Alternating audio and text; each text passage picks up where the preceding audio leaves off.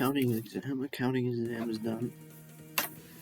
My grade on the accounting exam was 92.85. No. Okay. My grade on the accounting exam, I'm going to round it to... You know what? Rounding down always. So 92%. My grade on the accounting exam was 92%.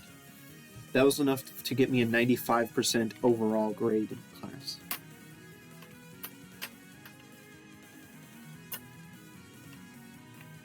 I guess we can just look at it, whatever. We can just look at my grades. The first exam I took was economics. This one isn't the one. This is just messed up. So like there's the way that class is set up, there's like a discussion session thing, and this doesn't really count as a grade. It's 0 credits officially. This is not it. This is the one that's 90% officially.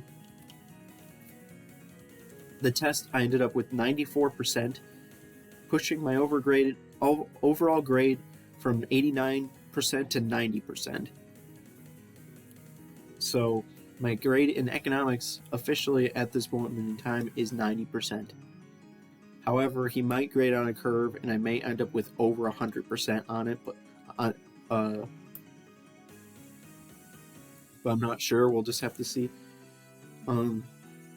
According to the one email, it kind of sounds like you just divide your grade by 85 and that's your grade, which means I got over 100%. But we'll see what happens there. Either way, it's fine. If I get 90 and that's it, then I'm fine. If I get 100% or more, epic. That's all I was hoping for, was to get over 90%. Which is an A-. I don't actually care. The actual letter grade doesn't matter to me. What matters is the GPA. The GPA is what matters.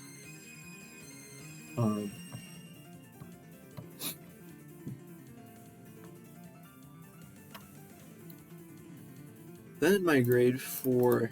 And then the second test I took was leadership and management. And on that test, I got 97%, which now means that my grade is 93%. Then my third test was financial accounting, and I got 93% or 92%, which means my grade is 95% overall. Now the last two tests I have are global business and supply chain management. Global business, my grade right now is 91.9%. All I need to do to be satisfied is to not let the grade go below 90. So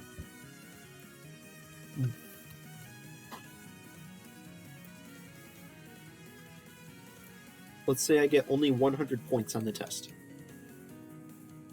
What will happen there?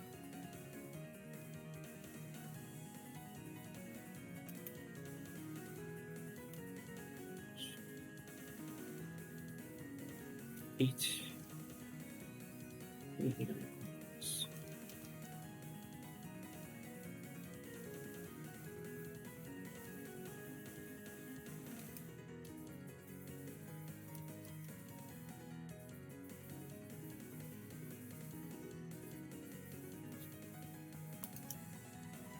If I only get 100 points out of 119.7, that's good enough.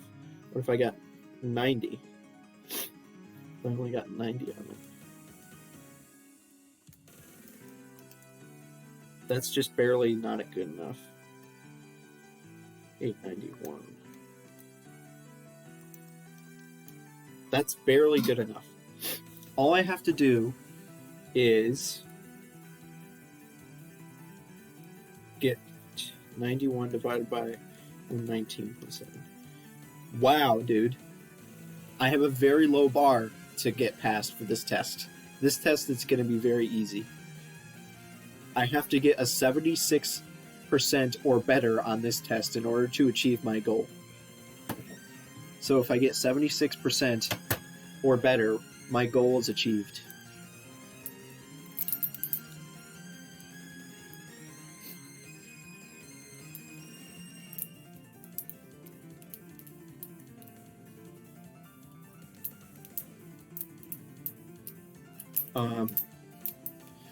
But it's a much different story with the supply chain management. Supply chain management, my grade in this class is already at 89%, which means I have to do exceedingly well in order to push it up to 90%.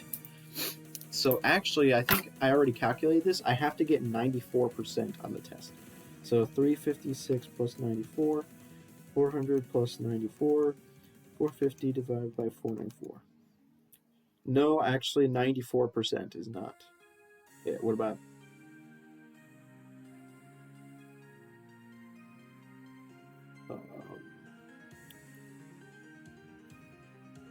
What? I thought it was 94%. I already calculated this. I thought I just had to get 94%. Hold on a second.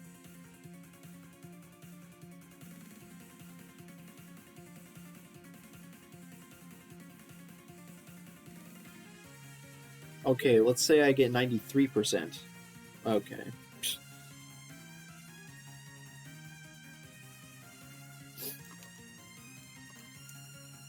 How about I get 92%?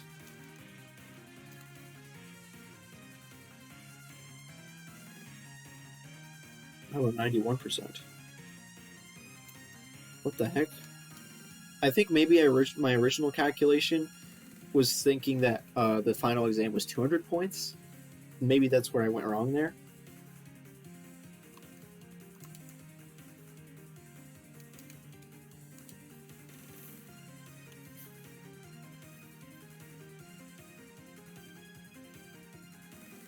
Wait, how does this make any sense? I don't get it.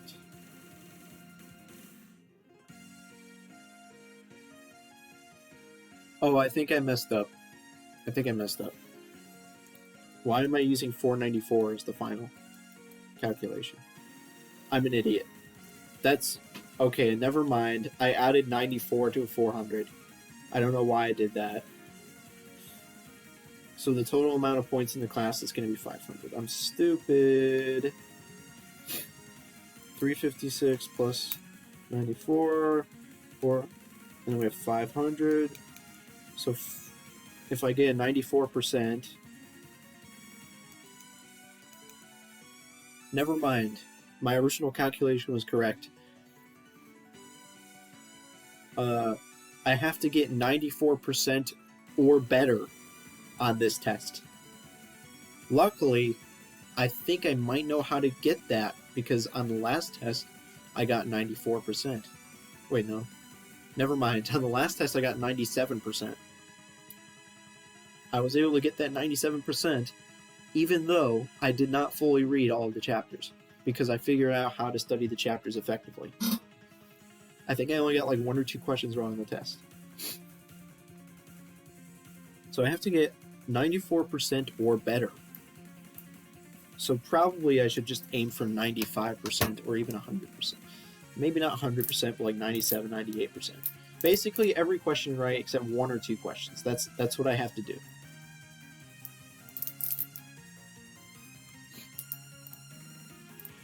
Also, you may be wondering why I'm not live streaming this. You're actually probably not wondering that because nobody's watching this.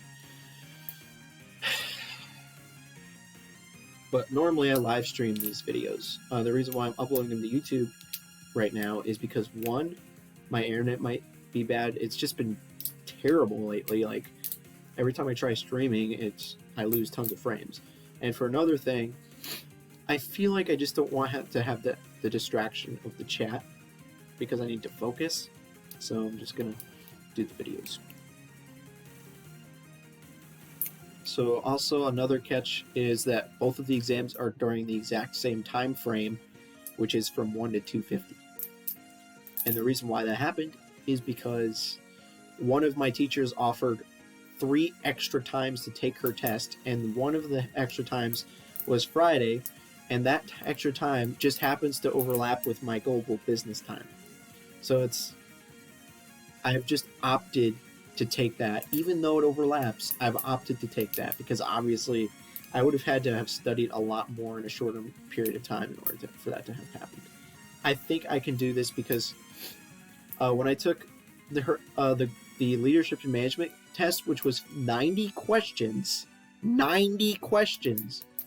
I still managed to finish that test in about 1 hour, which means that if I just go a little bit faster on each of these 2 tests, I can finish each of them in less than an hour. In fact, according to this, whoops, it's not here, but the supply chain management test actually apparently goes till 3. So maybe I should just take the global business test first and then the supply chain test. I don't know. Because of that time thing. That's probably what I'm going to do. It seems a little overwhelming that I have 90 plus 45 questions is 135 questions to answer in a period of about 2 hours. Seems a little bit overwhelming. But then again, think about it this way. Wait just a second. I'm dumb.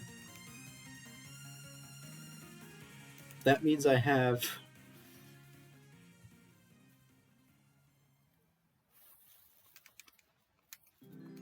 0.889 minutes per question.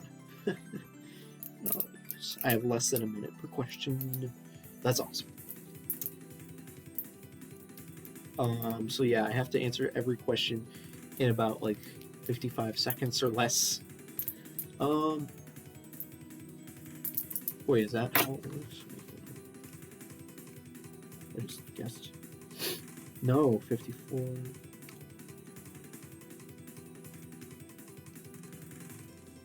I have to answer every question in 53 seconds or less. Yay, I only have 53 seconds per question. That is how many...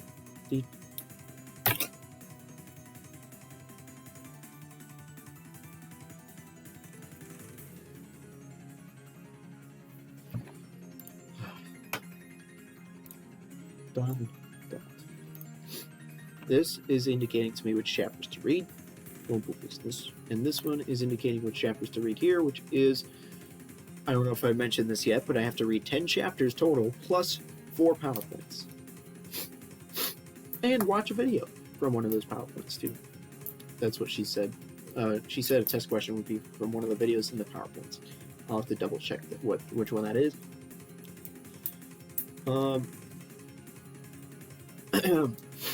Here's another catch.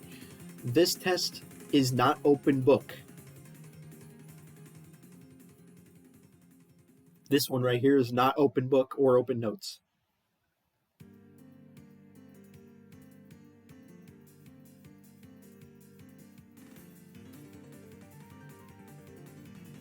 That is a huge setback because that means I basically have to memorize all of the information from all of these chapters and PowerPoints and then be able to retain my memorization of those things on the test. And I only have about 24 hours to do that. Plus the 4 chapters. Now this, I bet, thinking about this, 90 questions though, the time limit makes it hard because I can't just, if I search, I can't go without studying for this test at all and still do well on it because I don't have enough time. I simply don't have enough time because in order to do that, I would have to what is it called? Search.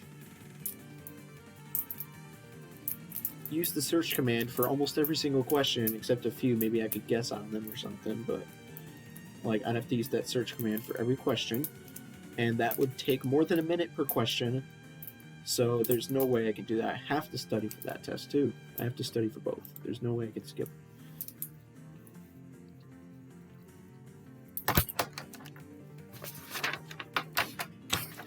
Do I need this piece of paper?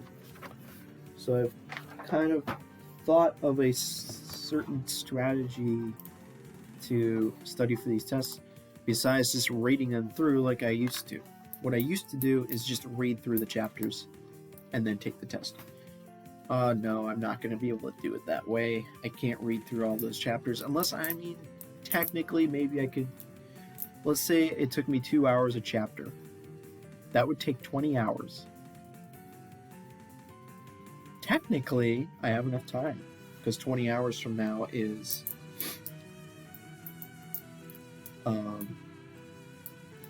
6 in the morning, and I have until 1. So technically, if I was to read every chapter and spend 2 hours per chapter, I would be able to get through it if I stayed up all night long. I don't think I want to do that. I mean, I might have to stay up quite late, but I don't think I'm going to stay up overnight. I'm not going to stay up all night studying stuff. I'm pretty sure I can still manage to get the results I want without staying up all night.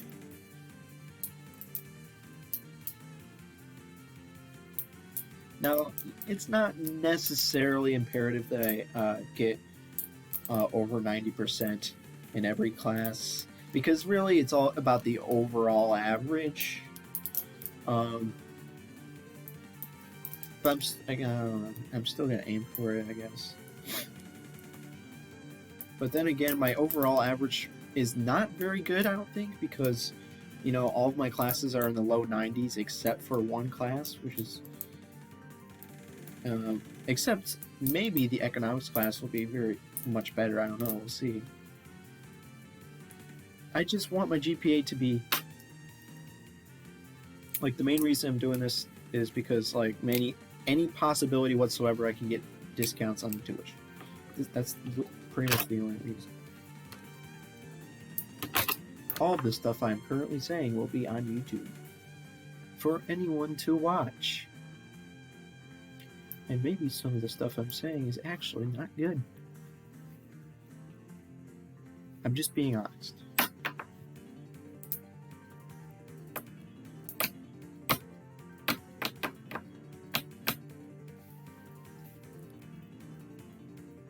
And you can also tell that I love procrastinating.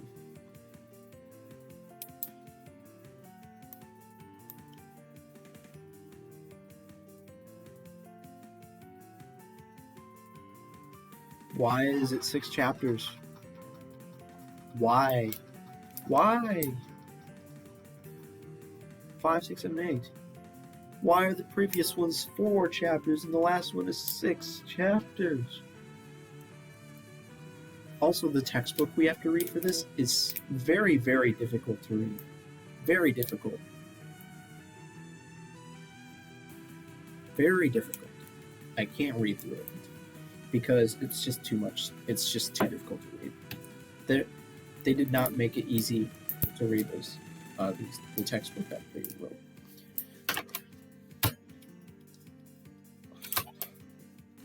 But I know how to read it in a way that is optimal for the test. So my plan is I'm going to start on these first, because if I start on this first and then I take way too long on this, then I have all of this. I have so much stuff here to go over.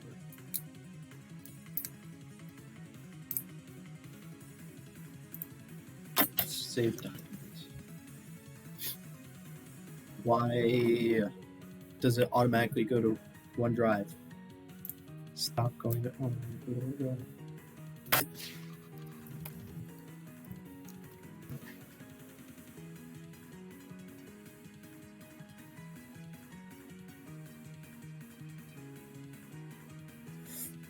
What? Why did it take that long?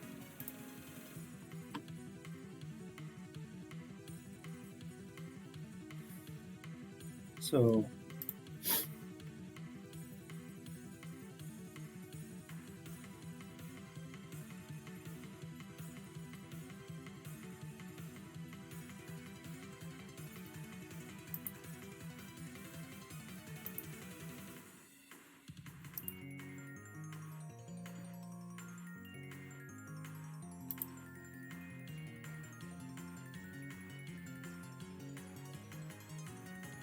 I will show you why this textbook is hard to read. I will show you.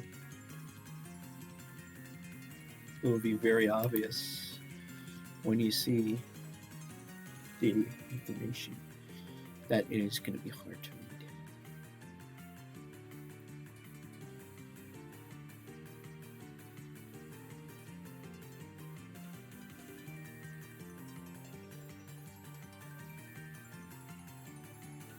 Let's read this one random paragraph. Nah.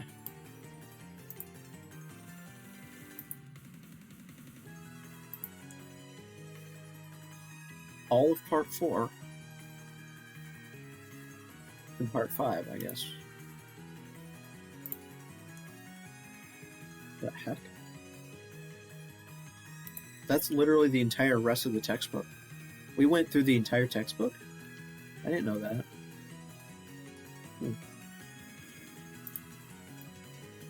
Distribution issues in supply chain management.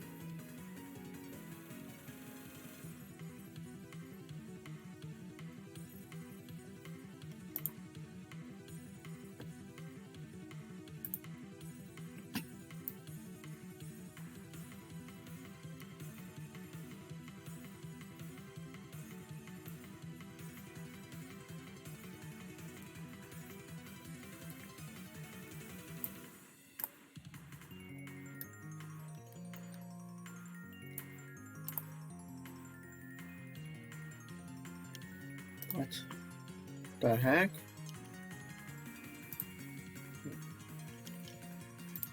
Is there a missing page here? Wait a minute.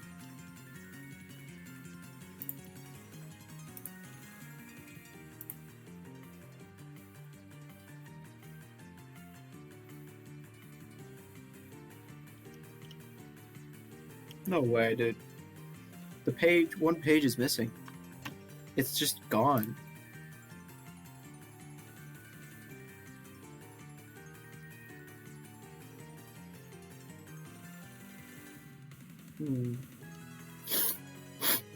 Well, I could go to the PowerPoint for that missing page. I don't know if it's even going to be relevant to the test or whatever. But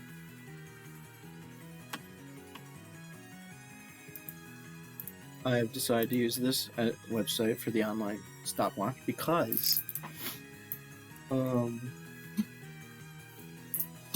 theclock.com. The reason why is 1, it has the stopwatch on the top here, and 2,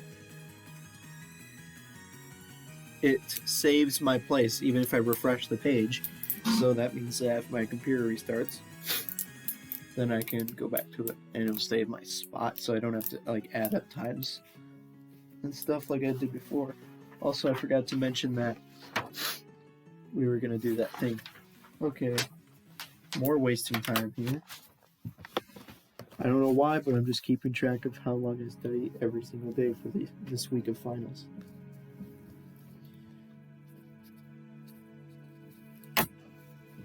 So, Friday the 11th, I studied for 2 hours and 22 minutes. Saturday the 12th, I studied for 2 hours and 33 minutes. Sunday the 13th, I studied for 3 hours and 59 minutes. Monday the 14th, I studied for 0 hours, 0 minutes. Tuesday the 15th, I studied for 3 hours and 56 minutes. Wednesday the 16th, I studied for 0 hours and 0 minutes.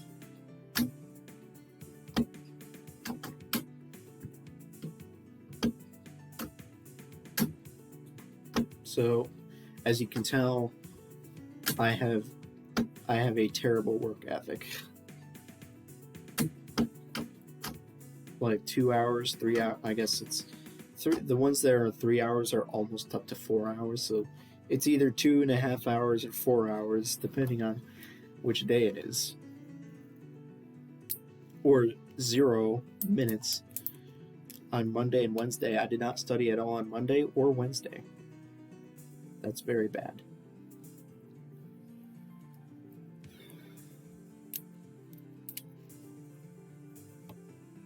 My prediction for today. Well, how many minutes are there until midnight? Because I might have to stay up super late for this. How many minutes until midnight? We have 13 hours. How many of those will be spent studying? I'll give a optimistic estimate of 8. 8 hours. Plus, I don't know, 3 or 4 hours after midnight. Because I might stay up that late for this. And then go to sleep for like 5 hours and get up. Actually, I don't know what I'm going to do in terms of like... If it's super late and I'm not done studying yet, will I go to bed and then get up in the morning and finish my studying then? Probably. That makes sense. That makes a lot of sense. So what I'll probably do, in the very pessimistic scenario in which I have to stay up until 3 in the morning studying, and then go to bed and get up at about 8 o'clock and keep on studying until about 1 o'clock. 9, 10, 11, 12, 1, that's 5 hours. Let's give me 3 hours there. So I'm probably going to end up studying for 8 hours today and 3 hours tomorrow. Actually, no, hold on a sec. If I study all the way from 12 to 3, that's another 3 hours, but I don't know. Maybe 1 hour there. So 1 plus 3 is 4. So probably about 8 hours today and 4 hours tomorrow. And then I'll be done for the semester. Well, I'll have to take the exams, but then after that, I'll be done for the semester. I have finished my procrastination. As you can tell, this is the reason why the amount of studying time is so low, because I spend so much time procrastinating. See, 30 minutes. The first 30 minutes of this video are literally just me procrastinating. Also, you can see that the time of the day is 11 o'clock. Wow, I didn't even start my homework studying until 11 o'clock? When did I get home from work? Again, when did I get home from work? Let's see, let's think about that. Oh yeah, I did eat lunch right when I got home from work. And yes, I did eat lunch at like 8 o'clock, which is not usually when people eat lunch, but that's when I eat lunch. Ate lunch today because today I got up at 4 o'clock and then went to work for 3 hours and then came home. And I probably got home at like 8:30 or 8:45, and then I ate lunch and then came upstairs. I don't know, when did I come upstairs? 9:15? So from 9:15 until now, I've just been procrastinating. That's 2 full hours of procrastination.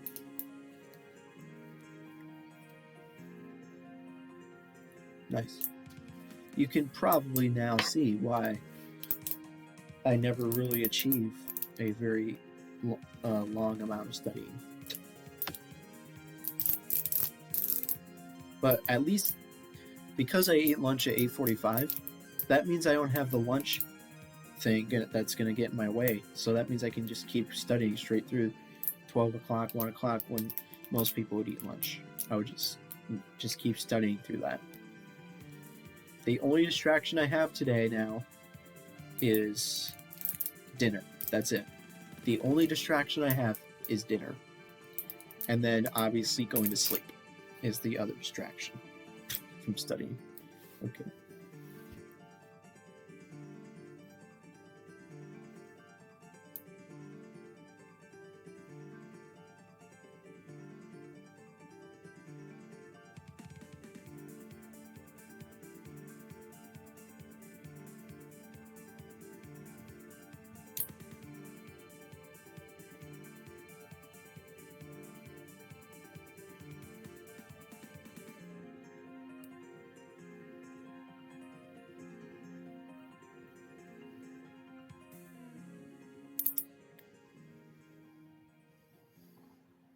You know what I've done now?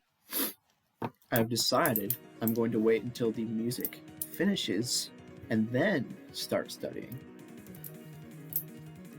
The music will finish in about 3 minutes? What? I thought it was only like 1 more minute. Maybe I'll just stop it, cut it off early. Oof.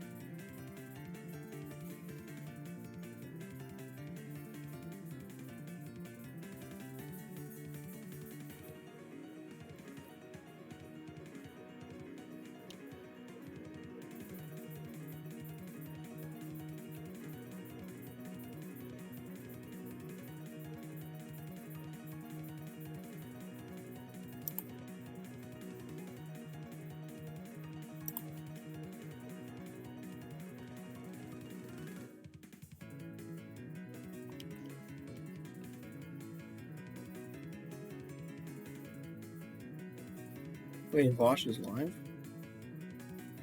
No, he's not. He's not. 122.24. That's because I opened this a long time ago. I opened up this page a long time ago. Oh. Pretty sure Vosh isn't live, right? PewDiePie's live. Okay. You get to see what I watch on YouTube on a regular basis if I look at my YouTube homepage. The music we are going to be listening to during this time that I will be studying is Toho 2, 3, nope, not 3, 2, 4, 5, 6, and 8. Once we get through those, if we'll see how it goes, we'll see what time it is, and then we'll determine whether we'll go back to 2 to start the cycle over again, or if we'll do something else.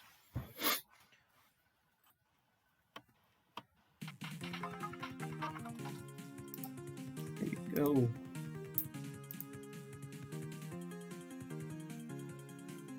As you can tell, I'm still procrastinating, so I'm going to do 3 more songs.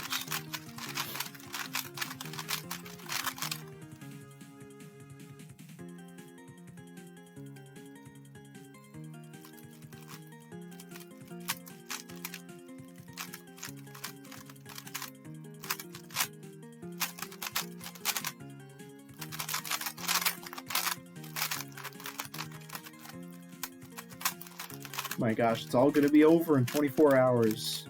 A little over 24 hours. It's all going to be over for a whole month.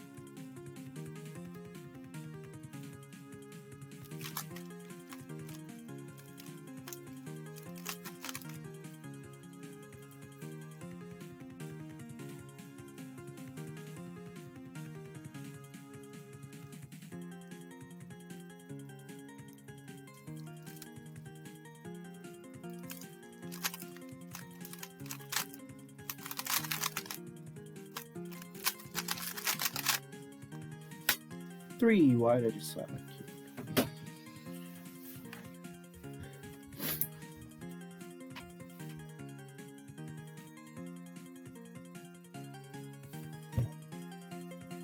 I am finally starting 37 minutes into the video.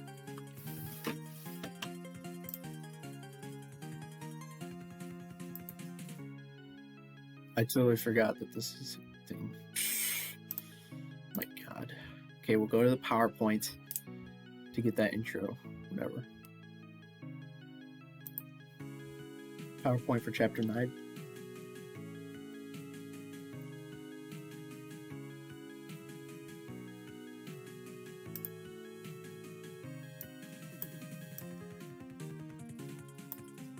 Here we go.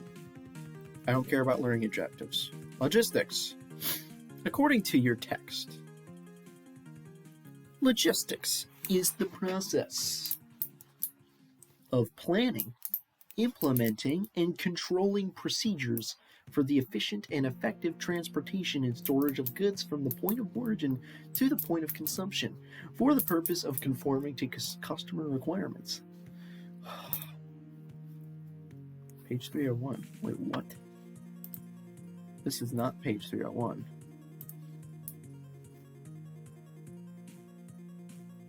Well, this sucks. Now here's the thing.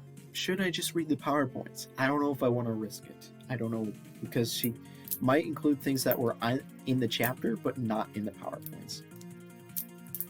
But then again, what if she includes stuff on the test that's in the PowerPoints but not in the chapter?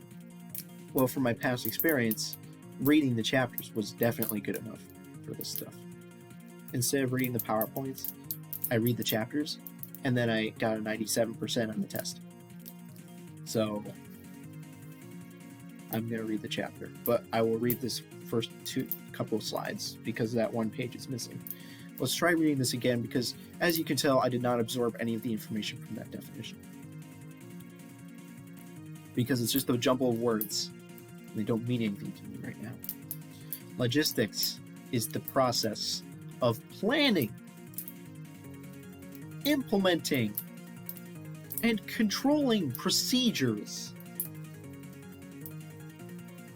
for the efficient and effective transportation and storage of goods from the point of origin to the point of consumption for the purpose of conforming to customer requirements.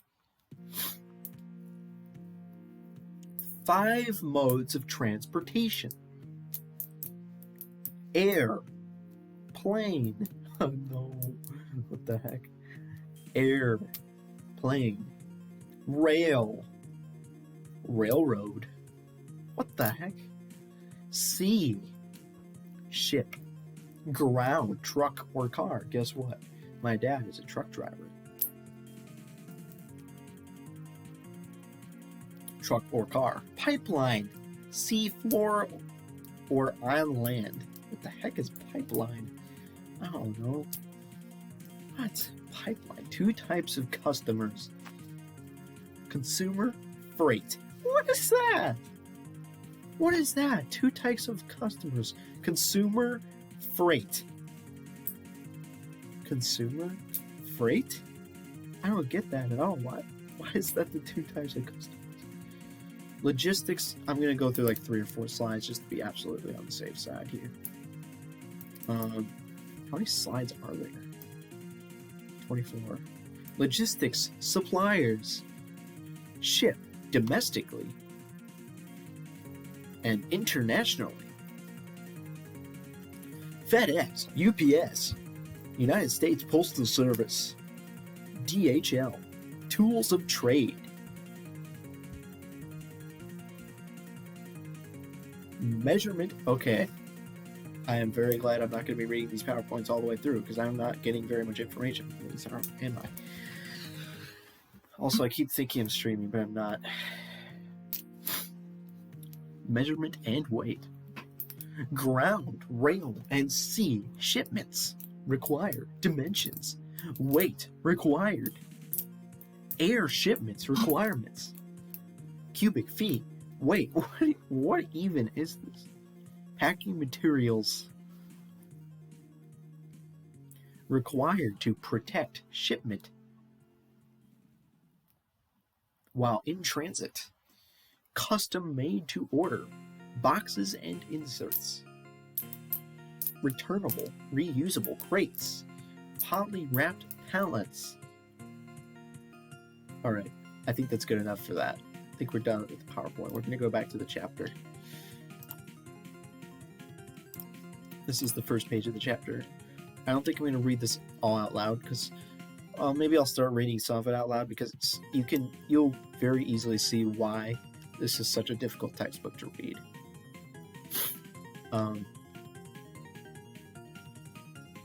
Now, if I was to go at this pace for the entire rest of my study, it would take like, who knows how long. How long would this take? Way more than 20 hours. Like, I am going so slow right now. I can't go at this pace the entire time. I have to pick it up at some point. We will pick it up, but I want to start off slow. I don't want to get too into it right away. All right, let's start at the top.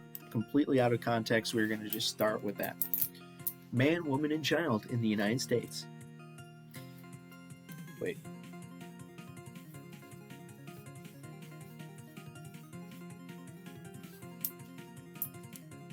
As of 2014 in the United States, there were 4.2 million miles of public roads, 140,000 miles of rail track, 2.2 million miles of gas distribution pipelines. 25,000 miles of navigable waterways, 19,000 general and certificated airports, and 183 shipping ports. Using the latest available statistics from the United States Department of Transportation, at the end of 2014, the total annual U.S. for-hire logistics services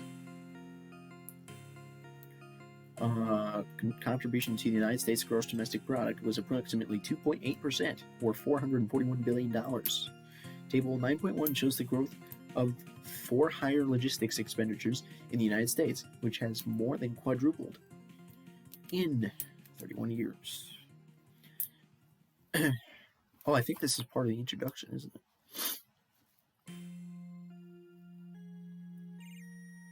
In this chapter, the many logistics activities are discussed,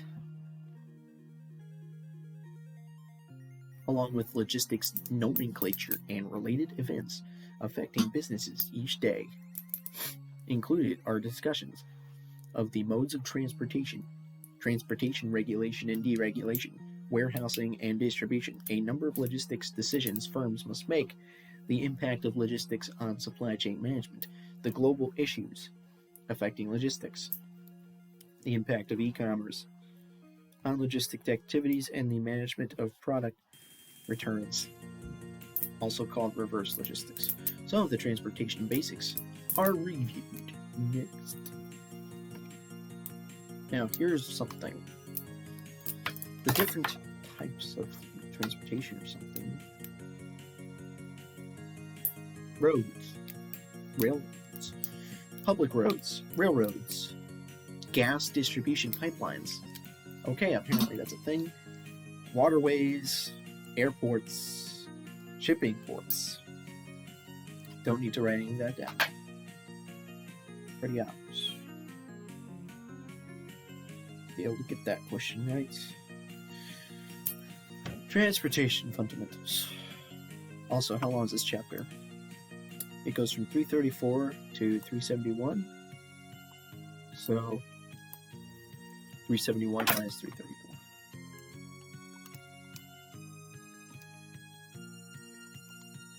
"37 pages.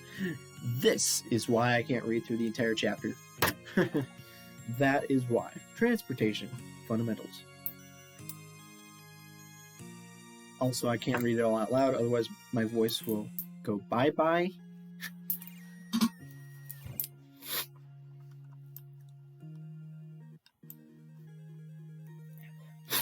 This section reviews a number of important transportation elements within the logistics function, including the objective of transportation. Legal forms of transportation. The modes of transportation. Intermodal transportation. Transportation pricing.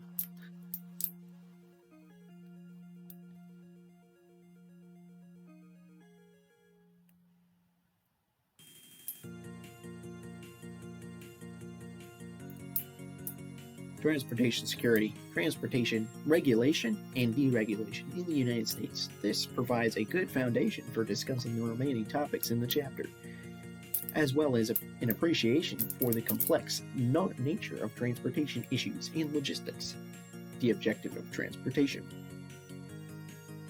Although one might think the overriding objective of transportation is obvious,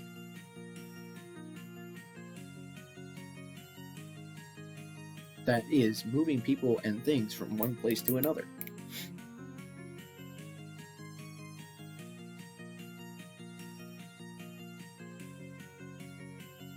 For hire transportation, services can go broke doing this inefficiently. For example, over the past 20 years, a number of U.S. passenger airlines have sought bankruptcy protection and asked for concessions from labor unions to keep operating. Some of these airlines include American, Ryan International, United, Continental, American West, blah blah blah.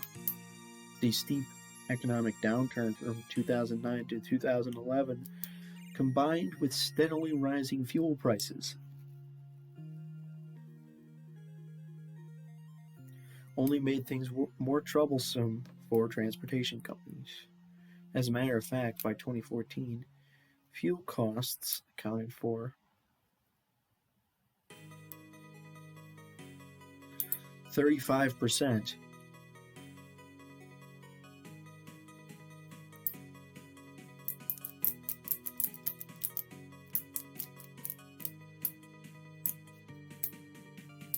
of United States airline operating costs. This was triple the percent of costs compared to 2000.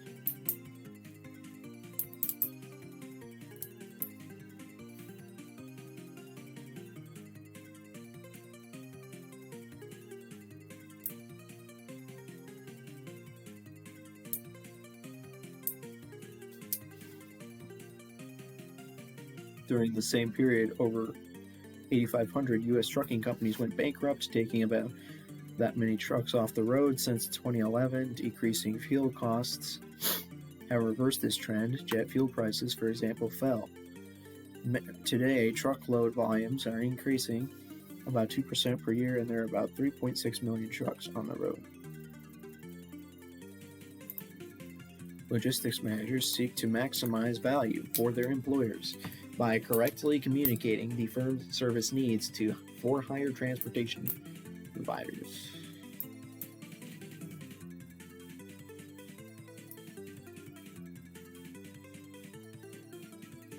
Additionally, services and prices are negotiated such that the transportation provider's delivery costs are covered while allowing them to an acceptable profit contribution. Finally, logistics managers must ensure the desired services are performed effectively.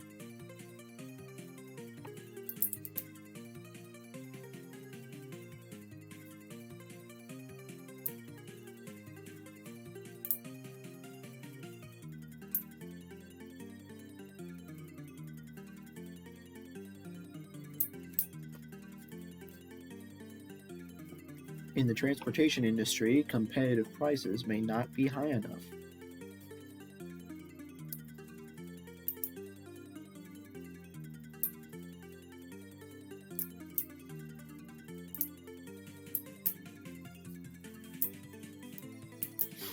To cover firms' fixed and variable costs.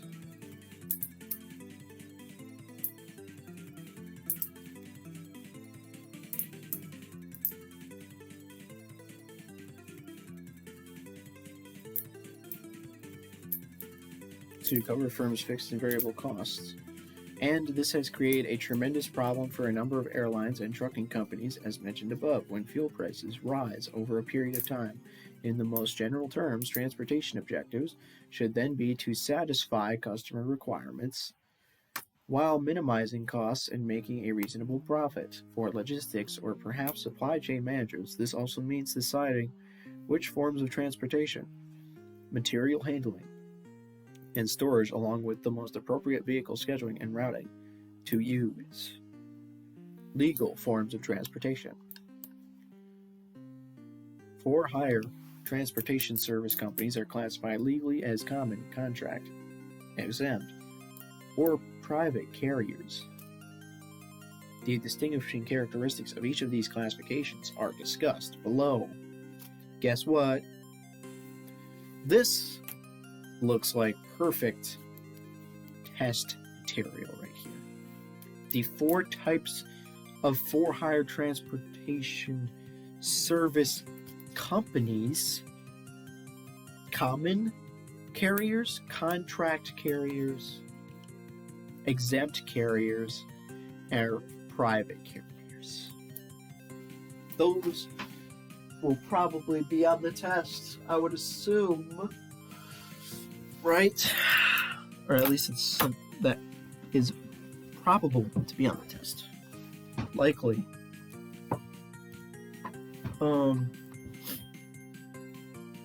So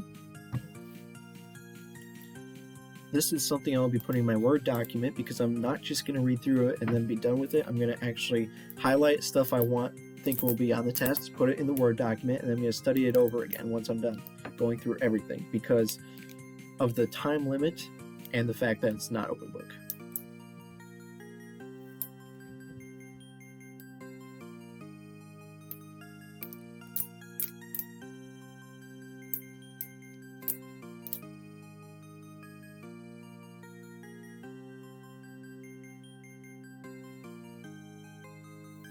All right, let's read through these. Let's actually just make sure. Let's get this at least, so we don't forget about it. Copy. Let's get that in there. Actually, I think I'm going to go to the bathroom first. Stop this. 17 to 12. 17 minutes. And guess how many pages we've gotten through?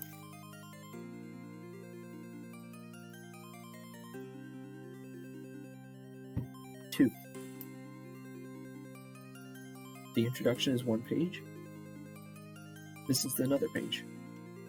We've only gotten through 2 pages, folks. 2 whole pages in 17 minutes. See? This is why this is not workable. I can't study like this the whole time. Eventually, I'm going to have to start speeding things up. We'll get there when we get there, though. So I'm going to go to the bathroom. They find instruction over here.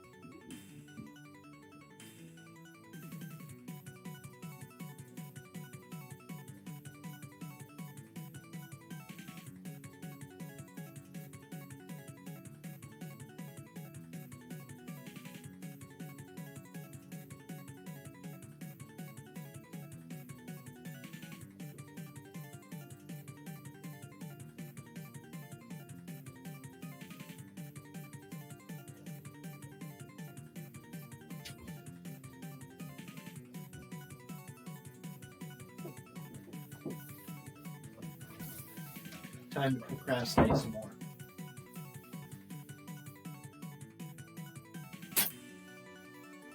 I figured out something I'm gonna do to calm myself down. Actually, it's probably not gonna calm myself down at all. It's gonna make it worse because it's gonna be terrible. So what I'm gonna do is calculate what would happen if I get either 0 or 50% on the test. Like basically bombing, two forms of bombing a test. If I get 0 on the test, for both tests, this is, what happens if I get 0% on this test? My grade falls down to a 71%, completely unacceptable. That could even be a failing grade. I'm not really sure, but I don't care because that's not happening. What if I get 50% on the test?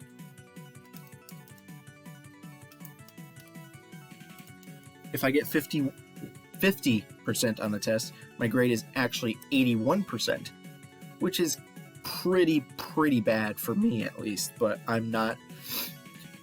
What if I get 75%?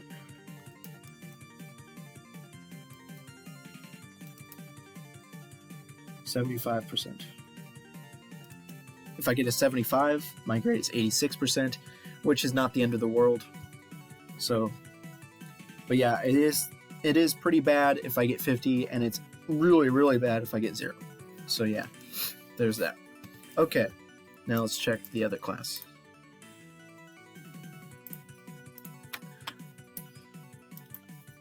Final grade is 870 plus 119.7.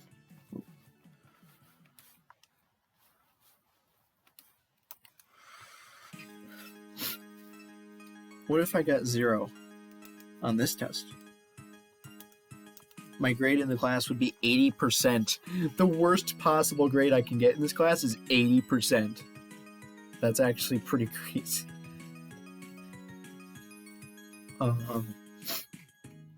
If I got 50? If I got 50, I would end up with 85%. Not even that bad. So the class that is most in trouble is the supply chain class. I think the reason for that is because the supply chain test, the class for supply chain management has a lot less assignments, and the test is worth a much bigger proportion of the grade. Okay, let's go back. We shall now continue to study. We will read the 4 definitions here, the 4 types of services or something.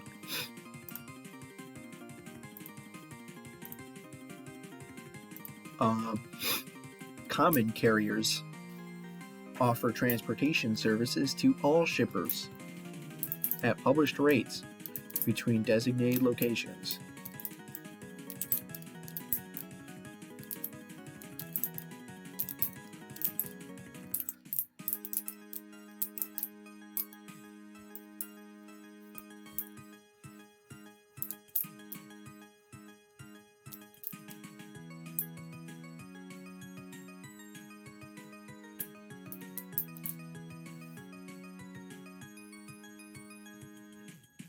Common carriers must offer their transportation services to the general public without discrimination, meaning they must charge the same rates for the same service to all customers. In the United States, a common carrier is legally bound to carry all passengers or freight as long as there is enough space, the fee is paid, and no reasonable grounds to refuse exist.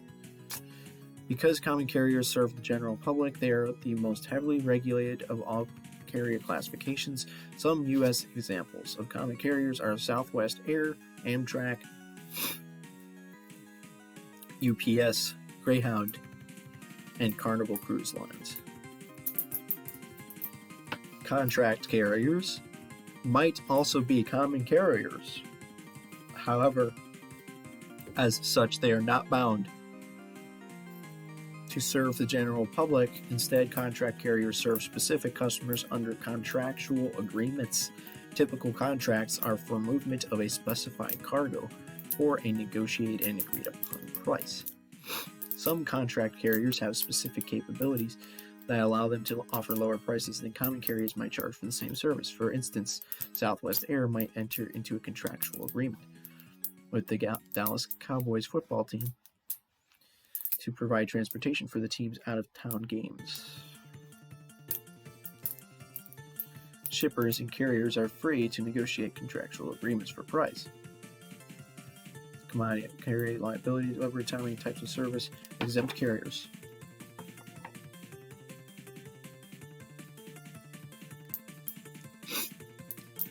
Exempt carriers are also for-hire carriers, but they are exempt from regulation of services and rates. Carriers are classified as exempt if they transport certain exempt products, such as produce, livestock, coal, garbage, or newspapers. School buses, taxis, and ambulances are also examples of exempt carriers. The exempt status was originally established to allow farmers to transport agricultural products on public roads, but today the status has been broadened to include a number of commodities.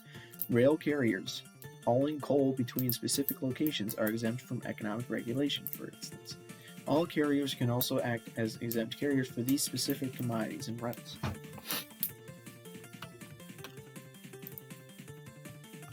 Private carrier is not subject to economic regulation and typically transports goods for the company owning the carrier.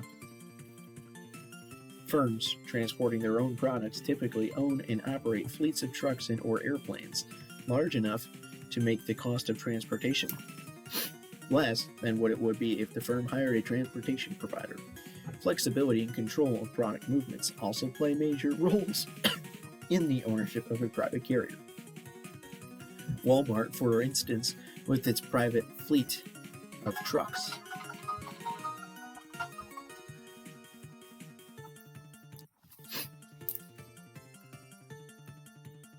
was able to respond even quicker than United States government relief workers after Hurricane Katrina struck the Louisiana Gulf Coast in the summer of 2005. Immediately after the disaster, Walmart began hauling food, water, and other relief supplies with its private fleet of trucks to community members and other organizations in the affected areas. In 3 weeks, it hauled 2,500 truckloads of supplies to these areas. Additionally, it was able to reopen its stores quickly in the hardest hit areas. Shortly after the hurricane, New Orleans Sheriff Harry Lee was quoted as saying, "If the American government would have responded like Walmart has responded, we wouldn't be in this crisis." Interesting stuff. Okay, for now, I'm just going to copy and paste the entire thing. Later on, we might get rid of stuff that's not that important. For now, we'll just do this whole thing.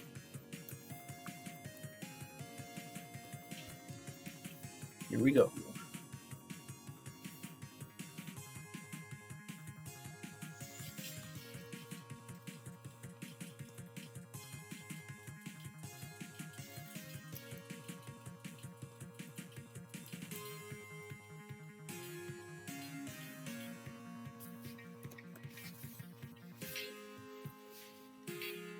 Alright, the modes of transportation. There are 5 modes of transportation. Motor, truck, rail. So they call it motor, they call trucks just motor. Rail, air, water, and pipeline carriers. This was in the PowerPoint. Each of these modes offers distinct advantages to customers, and their selection depends on a number of factors.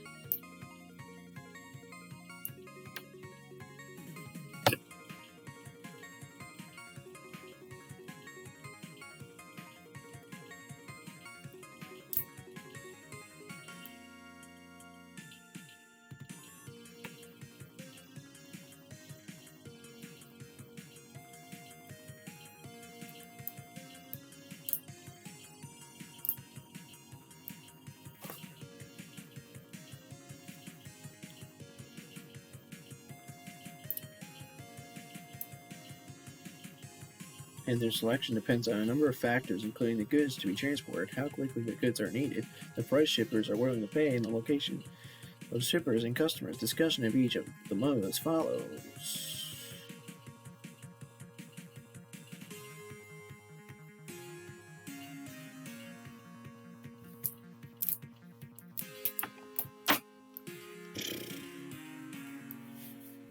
I feel like I'm going to be copy and pasting the entire book if I do it like this, but we will do this until it becomes obvious that this is going to not be a good idea. Motor carriers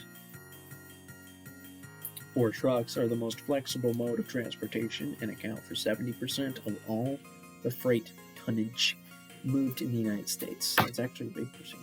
Wow. My dad drives a truck for a living. He is currently right now in a truck, driving his truck. Pretty crazy. Not crazy. He's been doing that for a long time now.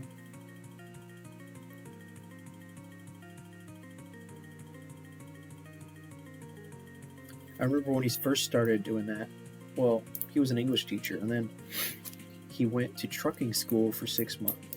Not 6 months, like 6 weeks, I think. And then his first job or 2 jobs or something as a truck driver, he was gone most of the time. And he only came back for vacations once in a while.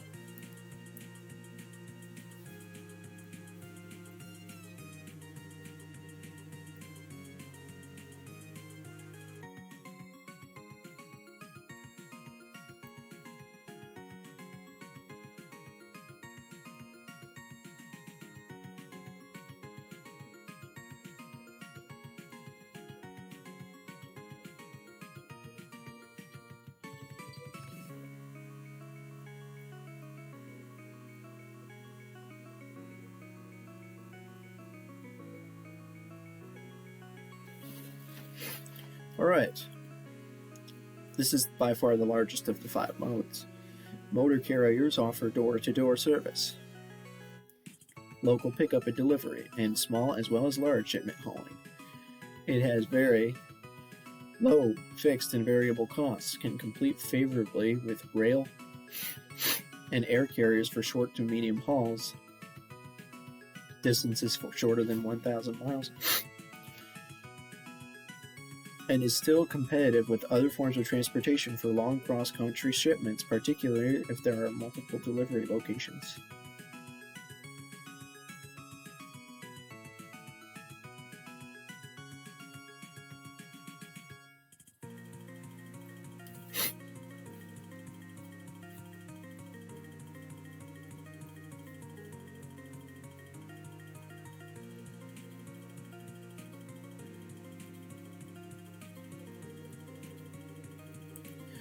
Motor carriers can also offer a variety of specialized services, from refrigerated to livestock to automobile hauling.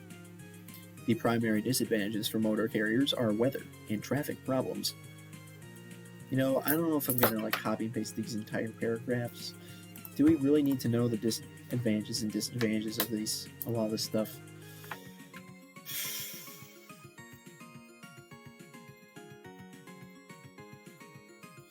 The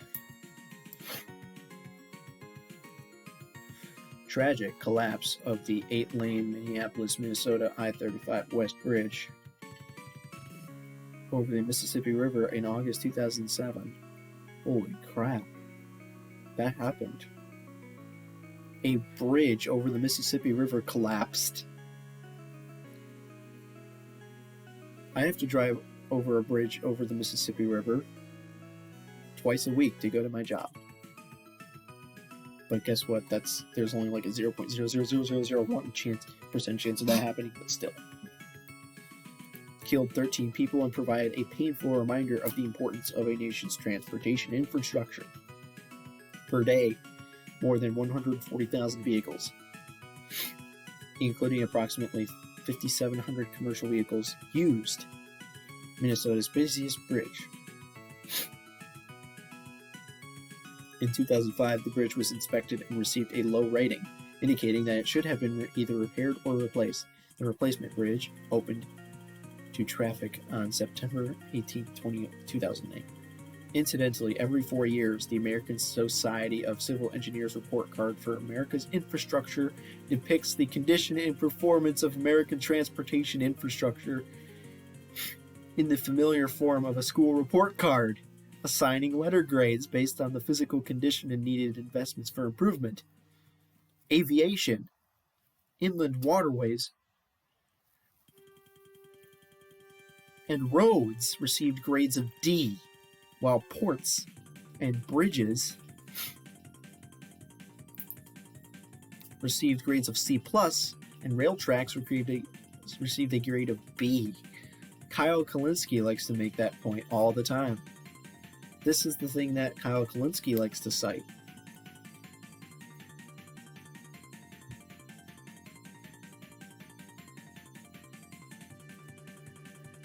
It's weird. He kind of oversimplifies it and calls the entire thing a grade of D. But the aviation, inland waterways, and roads received grades of D. Ports and bridges received grades of C+, and rail tracks received B. Interesting. It's very interesting. Okay. Motor carriers are most often classified as less than truckload.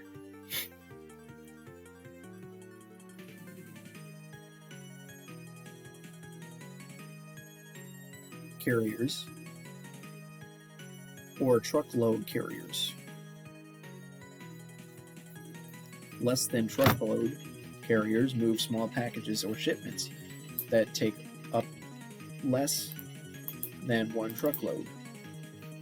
And the shipping fees are higher per hundredweight than truckload fees, since the carrier must consolidate many small shipments into one truckload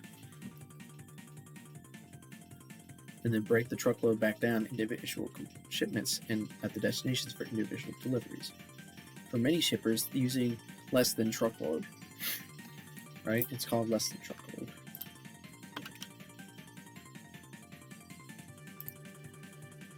Carriers is a much less expensive alternative than using a truckload carrier.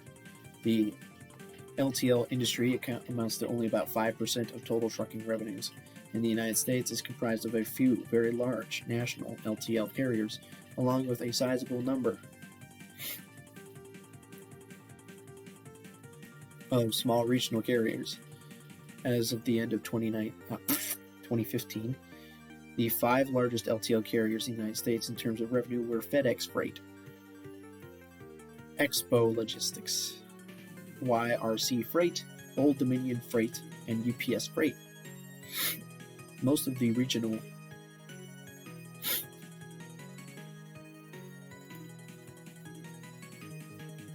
LTL carriers are small, privately owned companies that specialize in overnight and second-day deliveries. Today, the top 5 carriers represent about 50% of the total U.S. LTL market. Now you may be able to tell why this textbook is hard to read. It's just loaded with information. Loaded. There's tons of statistics and random facts that they include in their stuff. But guess what? I don't need to memorize all the statistics. I just need to memorize the general ideas and stuff. TL truckload carriers, on the other hand, have trailers dedicated to a single shipper's cargo.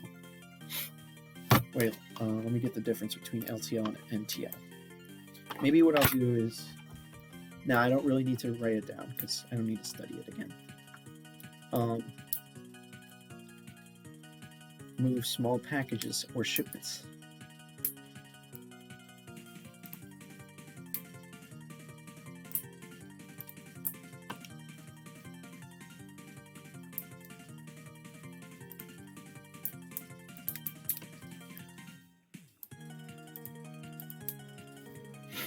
A customer loads a trailer full, and then the truckload company transports the shipment to a final destination, where it is received and unloaded. At the end of 2015, the top 5 were Swift, Schneider, JB Hunt, Landstar, and Werner. It's not my dad's is not in there. My dad's is Airland. I think. Let me check this.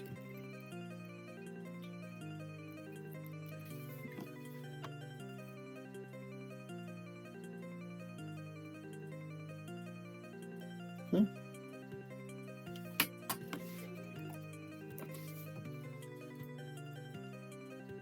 What? No way, dude. What the heck?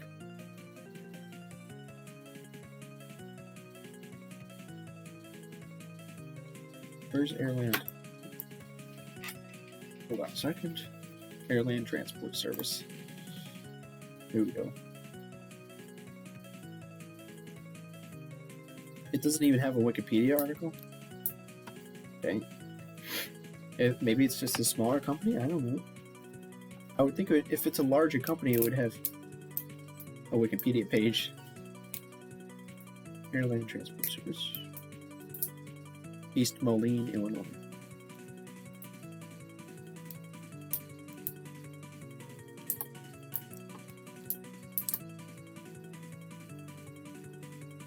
That'd be weird if I actually got this wrong. That'd be pretty bad if that was the wrong one. Okay. Dang it.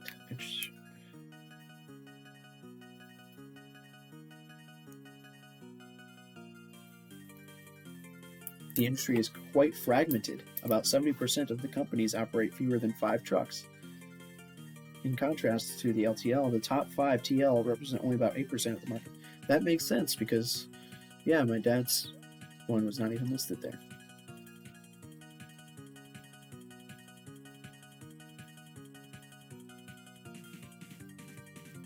Motor carriers can also be classified based on the types of goods they haul. General freight carriers carry the majority of goods shipped to the United States. Guess what, folks? I've made a decision. All of the bold words, I'm going to save them all. I'm saving them all. Because here's something that happens in these types of tests for supply chain management. It's the vast majority of the test is definitions of words.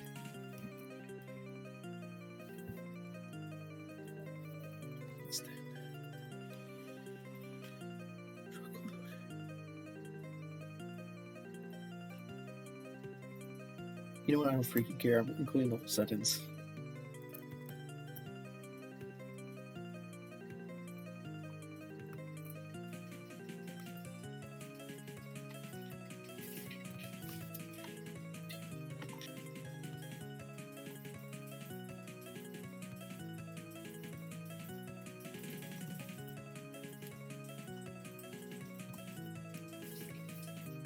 Why is there always a sleep? Alright.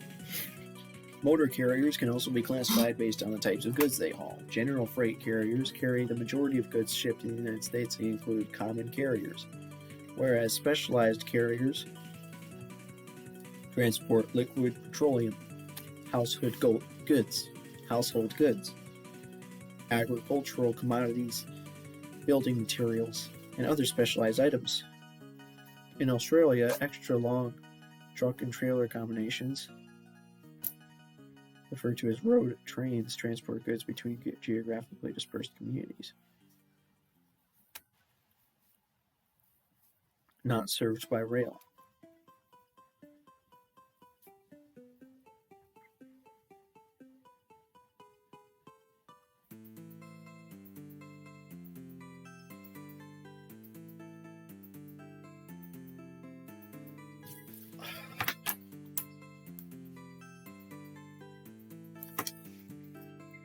The Australia thing might not be on the test, but you never know because it's literally put in bold print. This textbook sucks. It's the most random fact you could ever find, and yet they put it in bold print. Are you kidding me? It's the most random, useless fact that they could put in a textbook.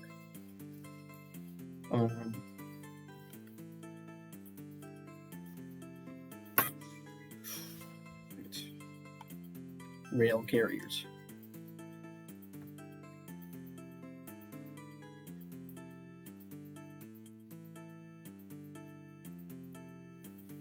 Rail carriers compete most favorably when the distance is long and shipments are heavy or bulky at one time in the United States. This could be an interesting I mean something that's just. At one time in the United States, rail carriers transported the majority of goods shipped. However, since World War II, their share of the transportation market has steadily fallen. The $60 billion industry consists of 140,000 rail miles, operated by 7 Class 1 or large railroads, 21 regional railroads, and 510 local railroads. Not only does the 140,000 mile system move more freight than any other freight rail system worldwide, but it also provides 221,000 jobs. Today in the United States, rail carriers account for about 1.8 billion tons of freight hauled each year. A railroad goes by my house. Literally right over there is a railroad, and trains go through there every once in a while. It's very loud and obnoxious. For some reason, it's just extremely loud. How do you describe it? It's like very screechy loud. But I've gotten used to it. So, who cares? Everyone who lives around here is probably very used to it. They don't really care.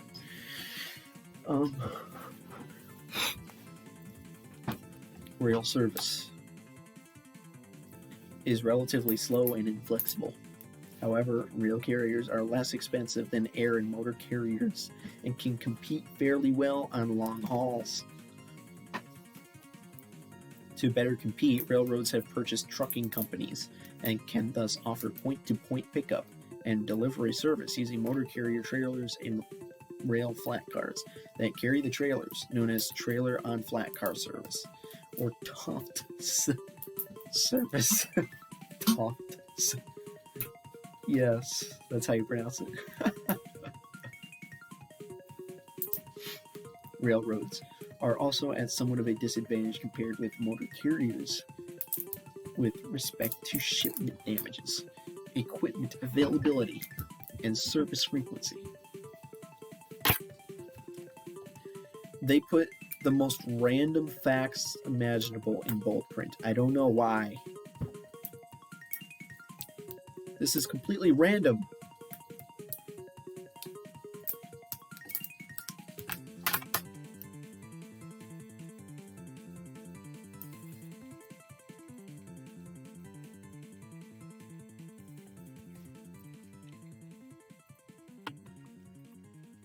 Because of their abundance, rail companies use each other's rail cars. However, keeping track of the rail cars and getting them where they are needed can be problematic. With advances in railroad routing and scheduling software and rail car identification systems, this has become less of a problem for rail carriers. Real-time location systems on rail cars use active Wi-Fi-enabled radio frequency identification tags to allow tracking of rail cars and their assets in real time. The tag is programmed to broadcast a signal identifying its location at regular time intervals. Sensors can also be added to RTLS tags to monitor the temperature inside refrigerated cars, for example, and transmit a signal if the temperature goes out of a preset range.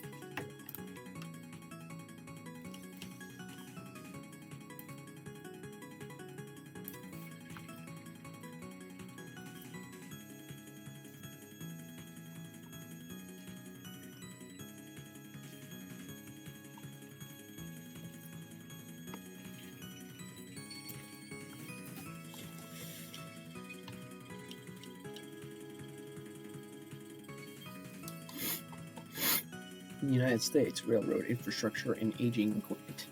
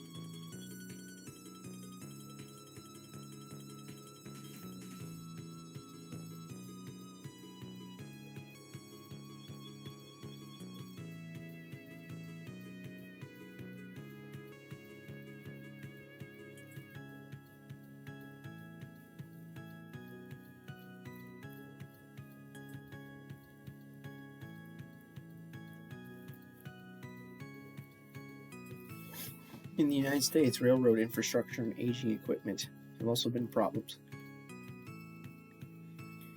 For railroads, however, there has been a spending resurgence since the mid-1980s to replace worn track segments and rail cars, to upgrade terminals, and to consolidate through mergers and acquisitions. Unfortunately, train derailments have been occurring more frequently, which is forcing the issue of replacing old rail track. In Bridgeport, Connecticut, an eastbound commuter train, for instance, derailed on March 2012,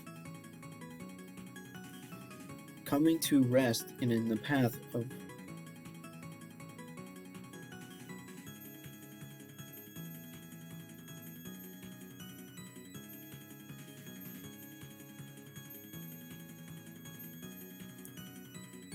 a westbound train that sideswiped it, injuring 70 people and tearing up significant amounts of track.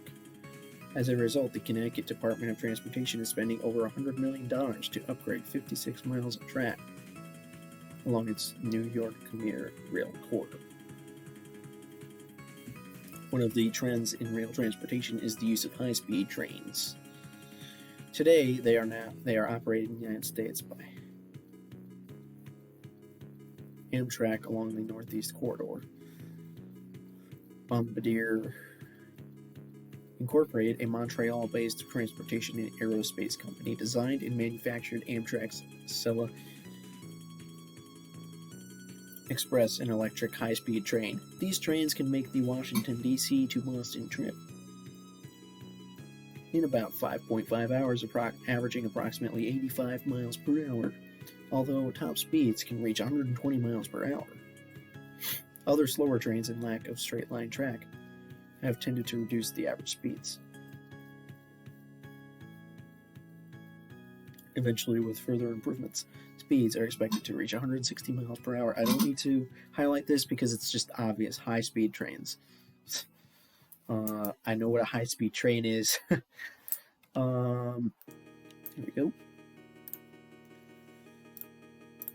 Notice that we've only completed 6 pages in 47 minutes. That's like pathetic. That's absolutely pathetic. At this rate, how long would it take to finish up all of the reading I need to do? Still doing the slow method here. The fast method would be skimming over stuff, not reading every single word, which I hate doing because sometimes I feel like I'm going to miss something, but I might have to do it. That's what I had to do for the leadership and management tests, and I still ended up with 97%. So, while the Acela Express is the only high-speed, one thing I could do is just read like the opening sentence of every paragraph, because that's like the main topic, main idea of the sentence of the paragraph, and the rest of the paragraph is just expanding upon it. So maybe that's a method I could do. That's a good method, actually. I didn't think of that. Maybe I'll try that. While the Acela Express, well, not now, but at some point in the future, in the near future, which means maybe sometime in the next hour or 2 hours, whatever. While the Acela Express is the only high-speed railroad operating in the United States,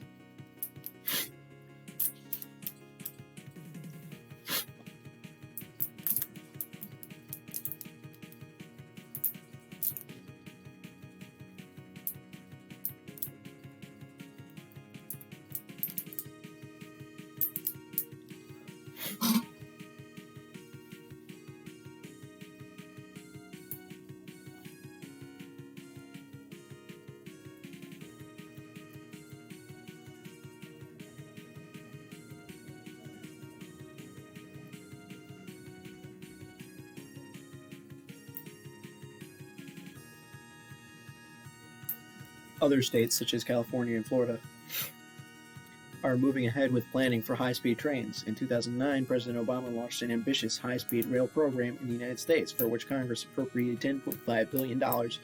With these funds, California committed to building a $68 billion high-speed line. I'm going to skim over this paragraph because I don't know if it's that important.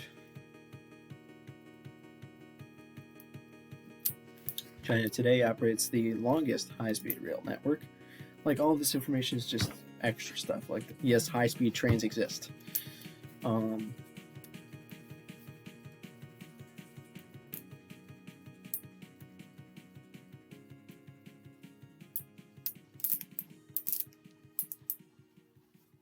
high-speed railways sound really fun.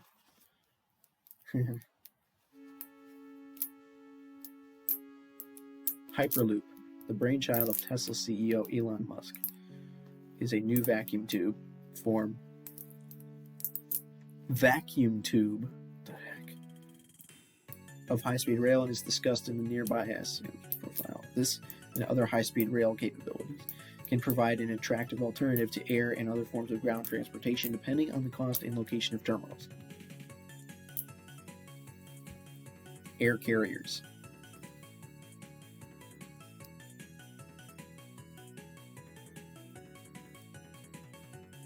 Transporting goods and people by air is very expensive relative to other modes, but also very fast, particularly for long distances.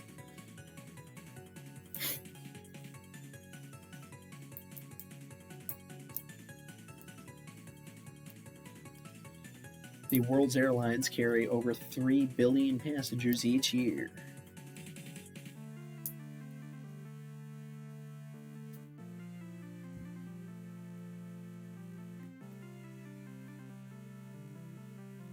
In 2015, the total cargo hauled was about 58 million tons of freight.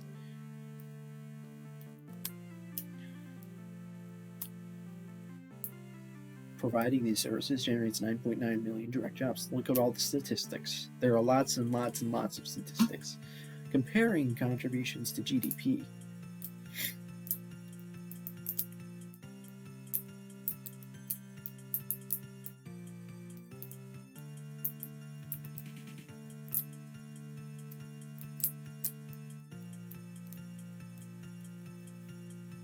The global air transport industry is larger than the automotive industry.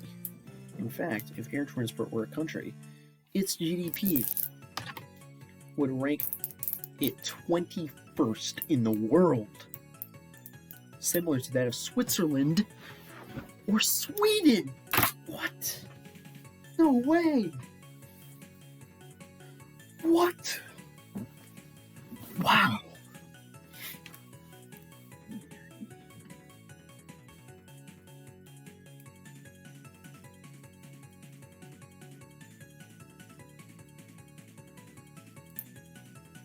$50 billion.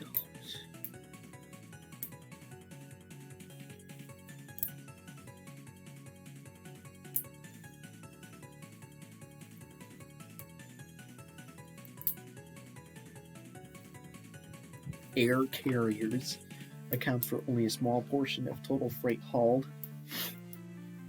Since aircraft cannot carry extremely heavy or bulky cargo, an exception is the world's largest commercial cargo airliner, the Ukrainian-built Antonov An-225, described in the chapter opening. For light, high-value goods that need to travel long distances quickly, air transportation is the best of the modal alternatives. For movements over water, the only other modal alternative is water carriage.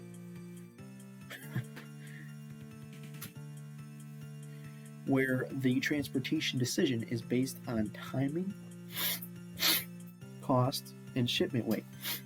Though the incidence of shipment damage is quite low and schedule frequency is good, air transportation is limited in terms of geographic coverage.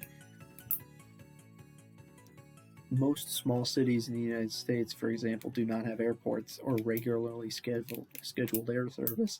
Therefore, air transportation service must be combined with motor carrier service for these locations.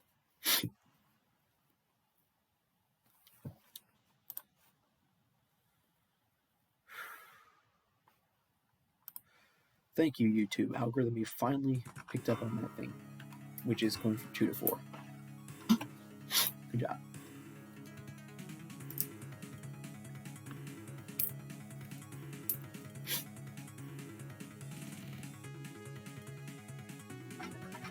Today, about half of the goods transported by air are carried by freight-only airlines, like FedEx. The world's largest air cargo airline, number 2, is Emirates Sky Cargo, followed by UPS, This represents a significant change since the late 1960s when most air cargo was hauled by passenger airlines.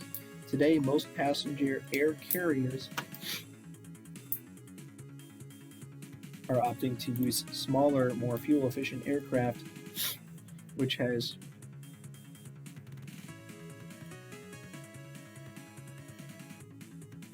reduced their ability to haul cargo. Economic growth in markets such as China has continued to fuel increases in international air cargo. Today, most of the air cargo demand is in the Asia-Pacific region.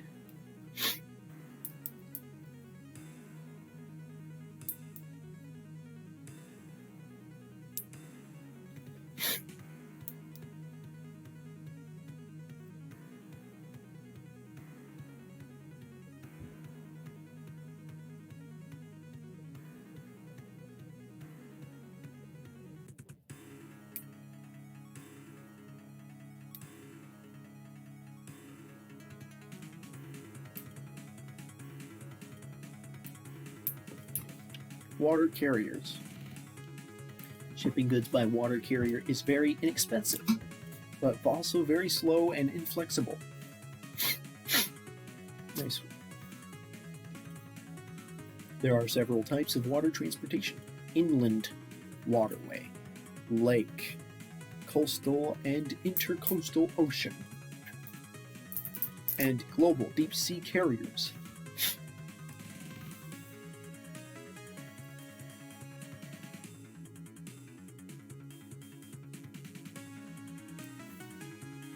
Inland waterway carriers.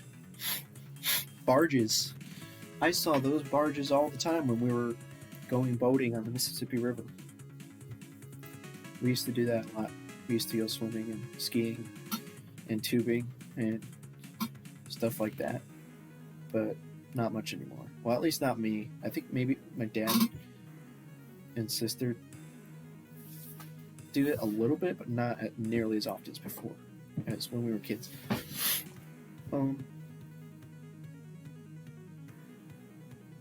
Are used to haul heavy, bulky, low-value materials such as coal, grain, and sand, and compete primarily with rail and pipeline carriers. Inland water transport is obviously limited to areas accessible by water. The Mississippi and Columbia rivers are examples in the United States. Mississippi River, I live right next to it, basically.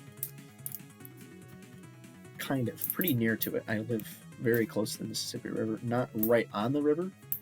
Like Dubuque is right on the river. I live in Galena, which is not exactly on the river, but it's very close to it. Mississippi and Columbia rivers. And hence growth in this area of transportation is also limited, like rail and air transportation. Water carriers are typically paired with motor carriers to enable door-to-door pickup and delivery service. Inland waterway barge transportation in the United States is expected to benefit from the higher demand for oil and petrochemical shipments over the period 2017 to 2022. The use of marine transportation by the petroleum and petrochemical industry is one of the major reasons for establishing refineries and petrochemical facilities along navigable inland waterways. Texas and Louisiana account for approximately 80% of U.S. production of petrochemicals.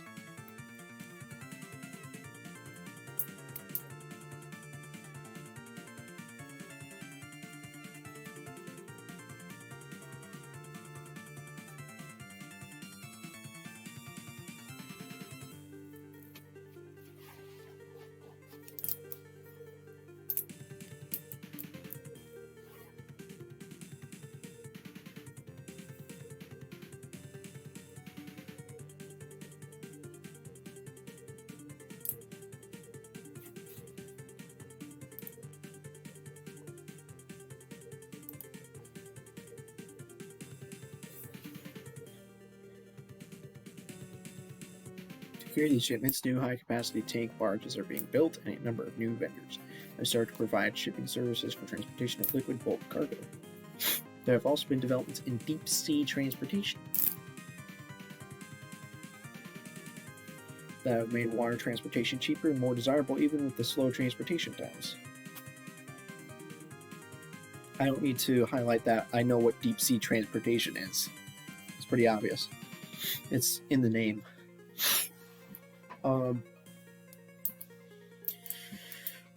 The development and use of super tankers and container ships have added a new dimension to water transportation.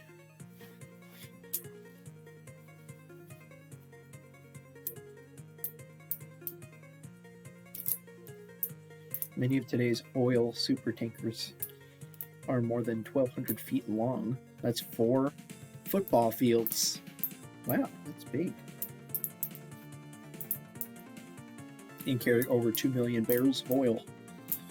The largest oil supertanker was the Seawise Giant. Oil-producing nations can now cheaply ship large quantities of oil anywhere around the globe where demand exists. Additionally, small shippers can ship items overseas cheaply because of the ability to consolidate small shipments in containers that are placed on board container ships.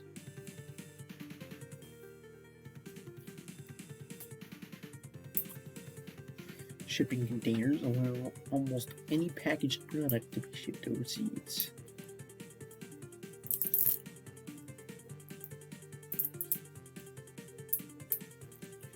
And they add an element of protection to the cargo. Container ships carry the majority of the world's water transport manufactured goods.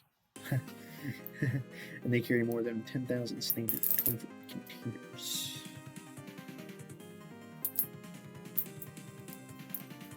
Alright, here's one I was a little bit confused about. Pipeline carriers, what the heck is this? Are very specialized with respect to the products they can carry. However, once the initial investment of the pipeline is recovered, there is very little additional maintenance costs, so long-term pipeline transportation tends to be very inexpensive.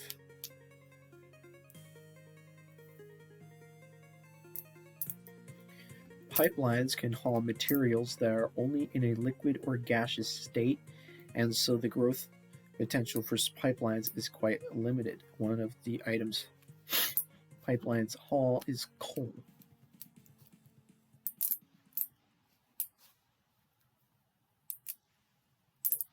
How the heck?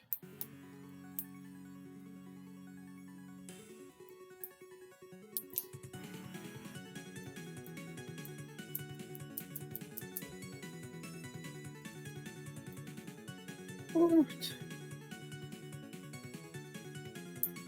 Wow, I didn't know you could transport coal through pipes. They pulverize coal into small particles and then suspend it in water to form coal slurry. When the coal slurry reaches its destination, the coal and water are separated. Well, I'll save this definition because what if that's on the test? Wow, imagine if that was on the test. What the heck?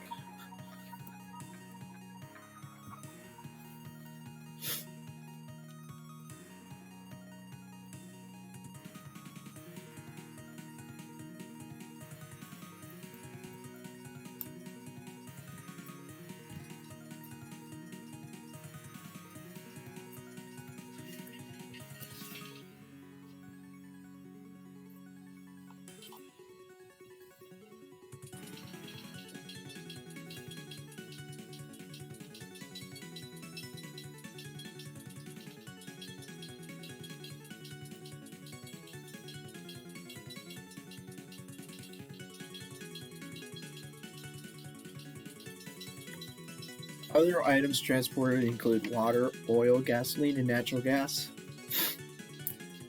The continuous nature of pipeline flow is what makes it unique.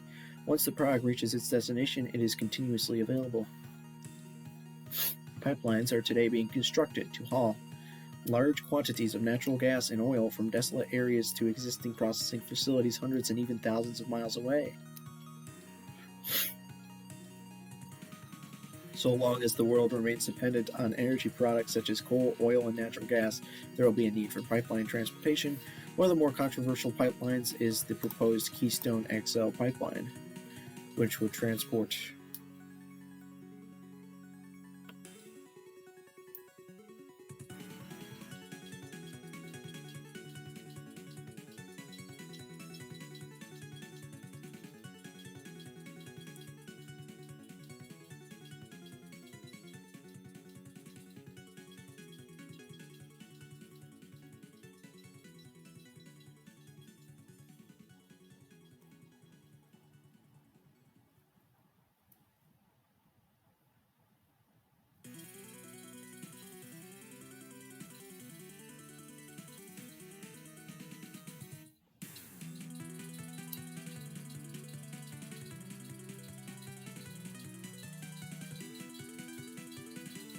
Good job, Donald Trump. Intermodal transportation. Intermodal transportation, or the use of combinations of the various transportation modes, is a very popular transportation arrangement and can make the movements of goods cheaper, quicker, and more secure.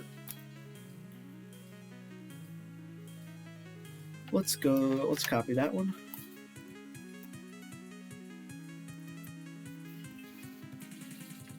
So far we're only on page 3 of studying stuff here.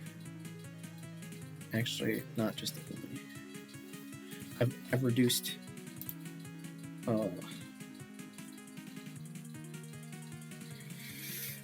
8 pages to 3. That's not very good. I should need to do a better job.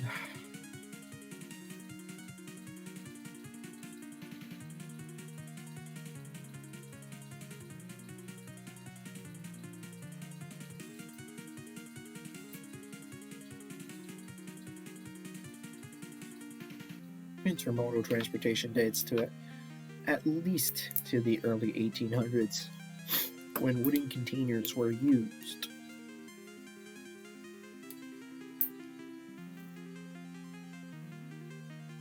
I don't care about history.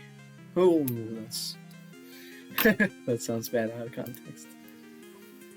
I mean, I don't care about the history of intermodal transportation.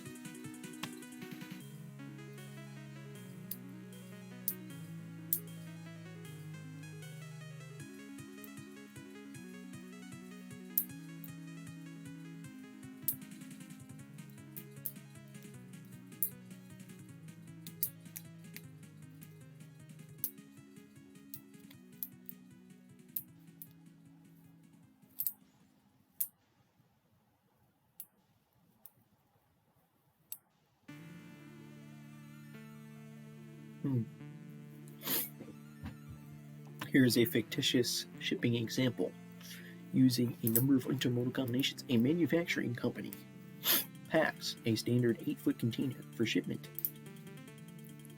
to an overseas customer. The container is sealed and connected to a motor carrier trailer for transport to a nearby rail terminal. The container is then loaded onto a flat car and double stacked with another container, where it is then transported to a seaport on the United States West Coast. Upon arrival, the container is placed aboard a container ship and transported to Japan. In Japan, the container is offloaded and moves through customs, where it is then loaded onto another motor carrier trailer for transport to its final destination, where it is finally unsealed, inspected, and unpacked. In this example, goods were packed, securely sealed, unsealed, and unpacked one time. The container was used in 3 modes of transportation and was unsealed when customs authorities examined and accepted the goods.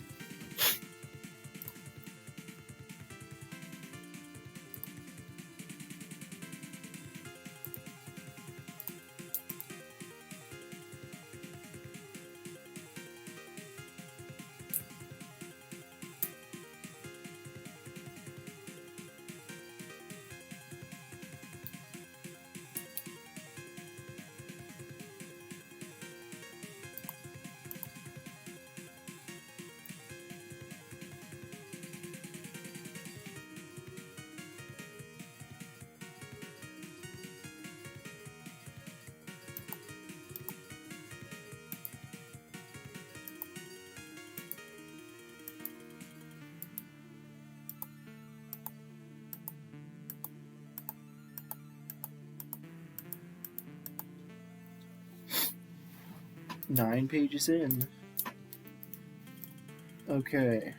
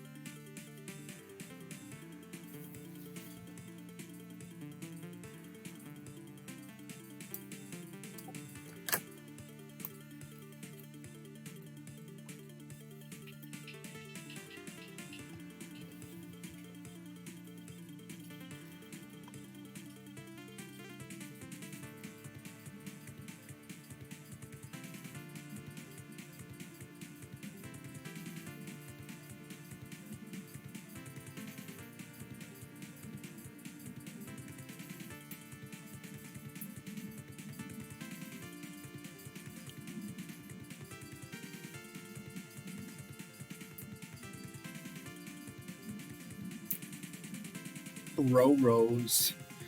I wonder if that's how they, if they actually pronounce it like that. Ro-Ros.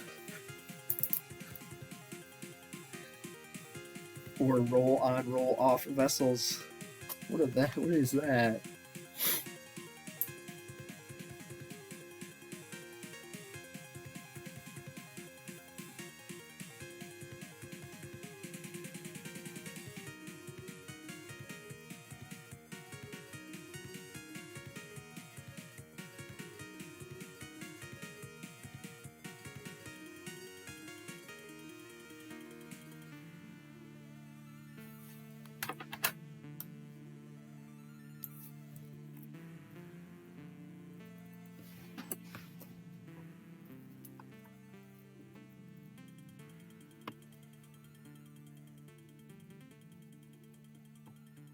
Transportation pricing. The two basic pricing strategies used by logistics service providers are cost of service pricing and value of service pricing. Ooh, test material here. Here's some test material. Further, when these shipments are large enough, carriers and shippers enter into negotiated pricing.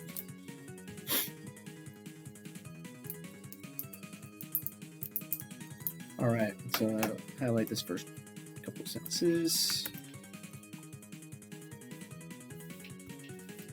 Right.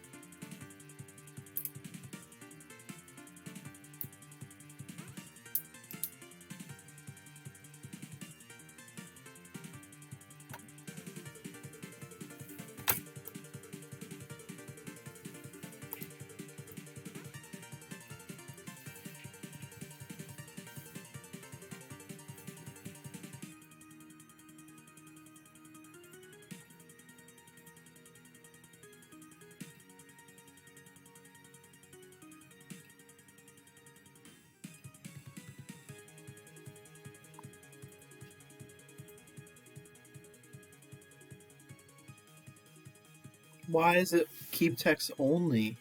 Why can't I use the other types of things? Paste options. Why is there no other paste option?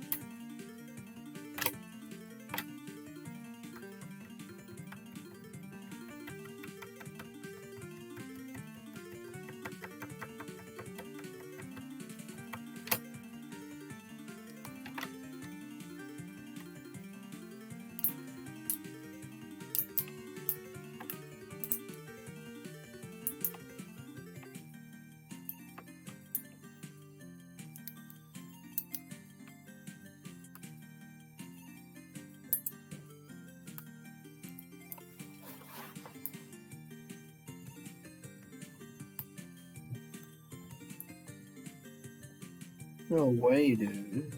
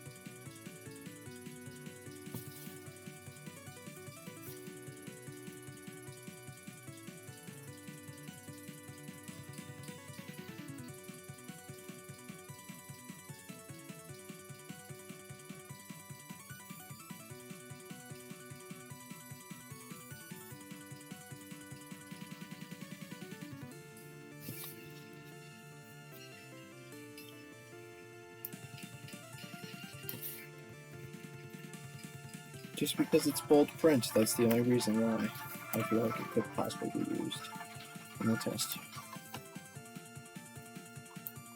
I wouldn't be surprised in the slightest if this was on the test. This thing right here.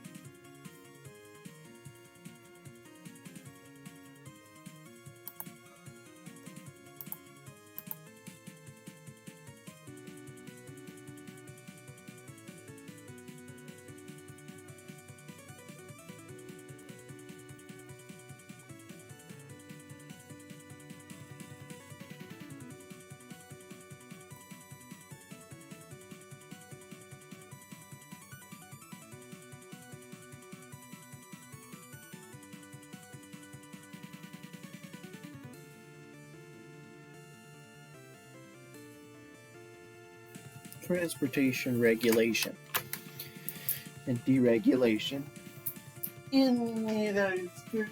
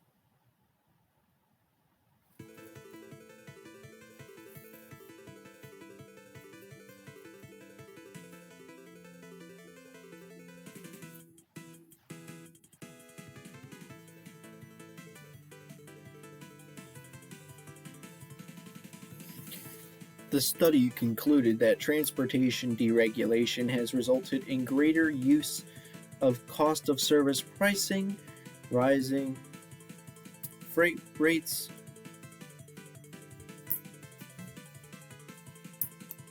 for LTL shipments, and more safety problems as operators tended to let fleets age and reduce maintenance levels. Ooh. Apparently, deregulation is not so good.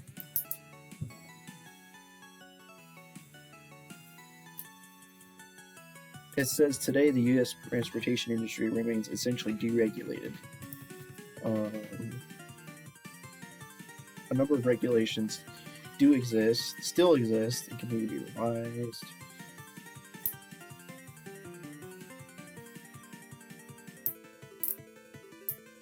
Wait, greater use of cost of service pricing. What? Rising freight rates for LTL shipments and more safety problems. Well, cost of service pricing means it's basically lower prices, right? But then rising freight rates for LTL shipments, and more safety problems. Well, of course, if you deregulate, there's going to be more safety problems, obviously. I don't know why people...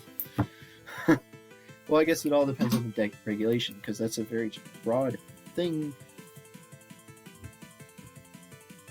What specific regulation are you talking about here?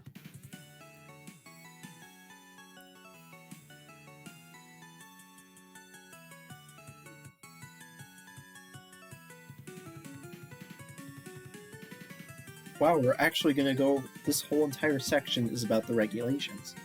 Wow. Well, here we go. I didn't know that they were going to do a whole thing on regulation. I thought it was just going to be this one paragraph. No, it's an entire section of this. It's a subsection of a larger section, which is called Transportation Fundamentals. Oh my gosh, this is just one of 10 chapters I have to read, plus PowerPoints. Dude. Oh my gosh. 10 which includes the global business chapters. So I don't have to entirely read through them. 10 chapters plus 4 PowerPoints is what I need to get through. And so far, I'm only not even halfway through the first chapter after an hour and a half.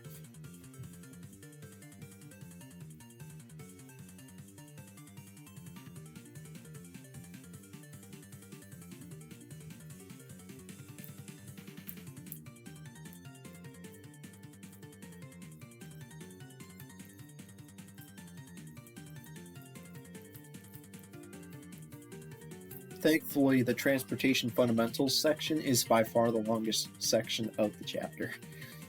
All the rest of the sections are a bit shorter than that one.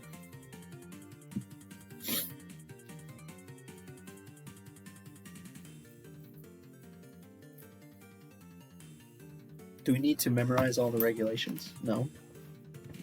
Oh, we don't. Do we need to memorize the fact that we have the Granger laws of the 1870s and the Interstate Commerce Act of 1887?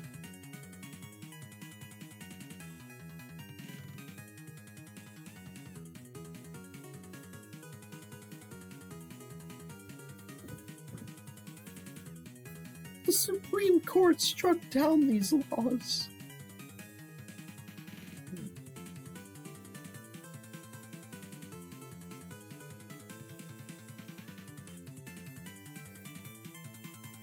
Specific regulations.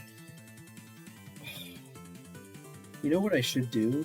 Maybe I should read this along with the PowerPoint, because then maybe the PowerPoint will show me what specific things I need to memorize. Or maybe what I should just do is read the PowerPoint.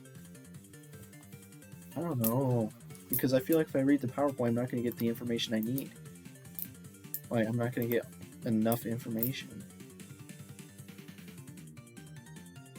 Oh, here comes the lag. Do I need the syllabus open? Yes, I do. Okay. Here comes the lag.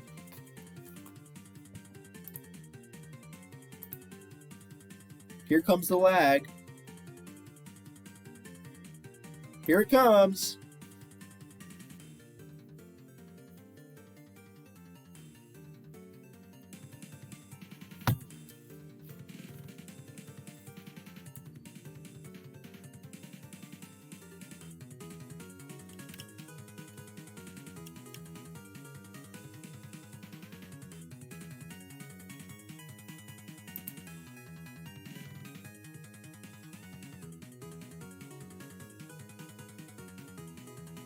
Here comes the lag. Here it comes.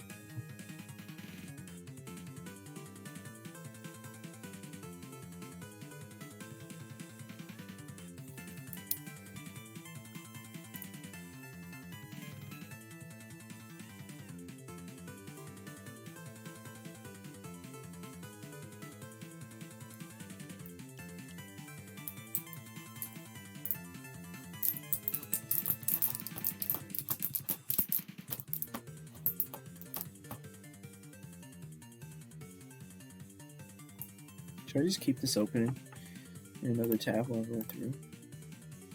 I feel like it would be helpful. I don't know.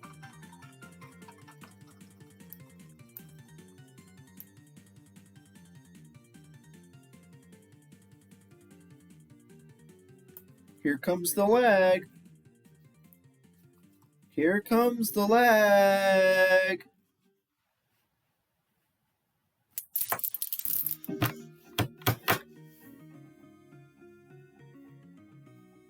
I think I have to restart my computer.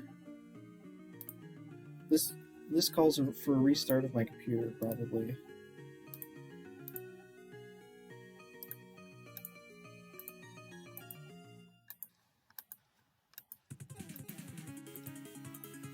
Now it's not lagging. I don't know why.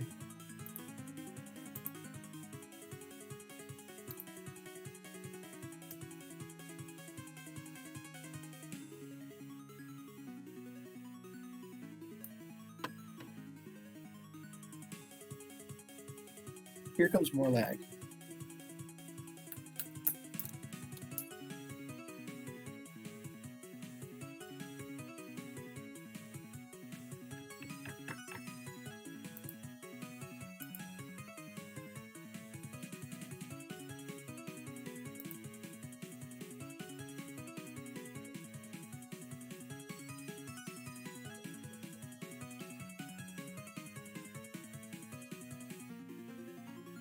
I don't think this is completely based on this chapter.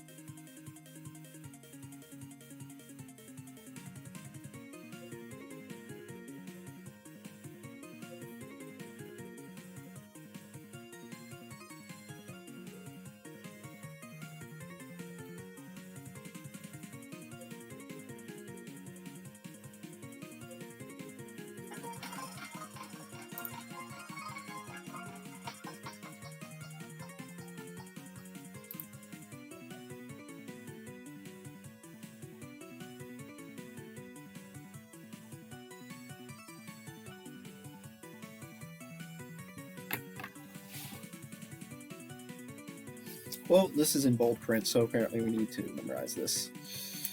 By 1917, increased competition combined with the rate restrictions had created a rail system unable to offer the efficient service the United States government needed in its war efforts, and thus the federal government seized the railroads.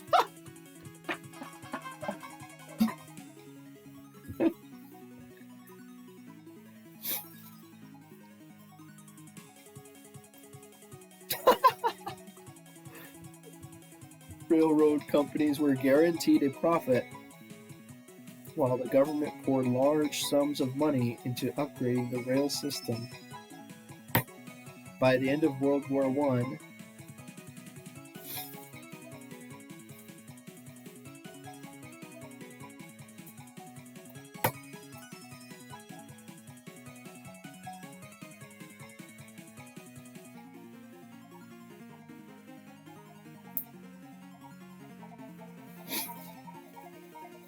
Congress had come to realize that all of the negative controls placed on railroads. Negative controls? What do you mean negative controls?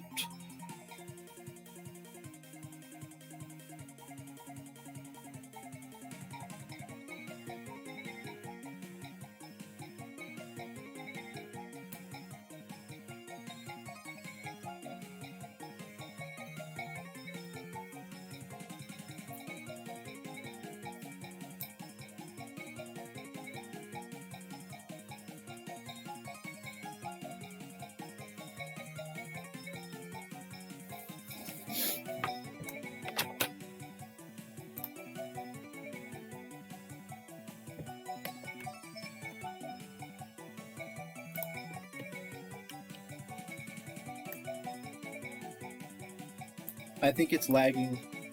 I'm gonna have to restart computer.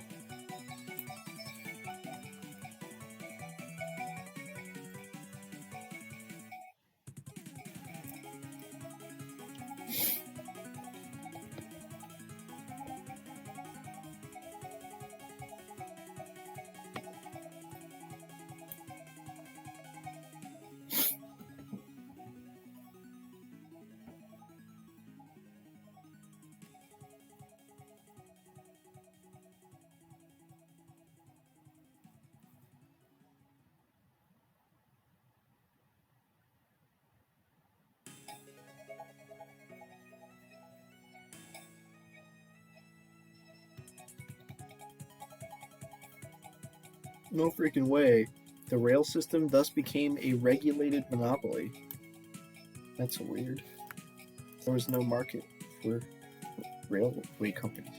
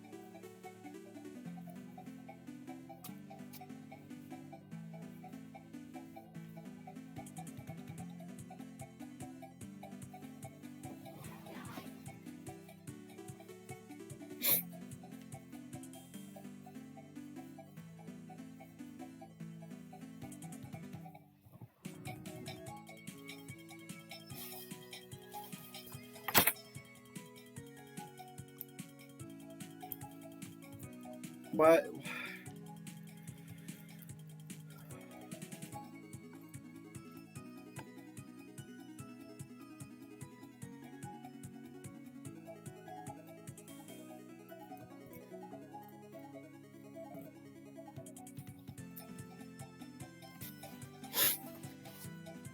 Why there's so many? Oh, look at this. They're putting them all in bold print.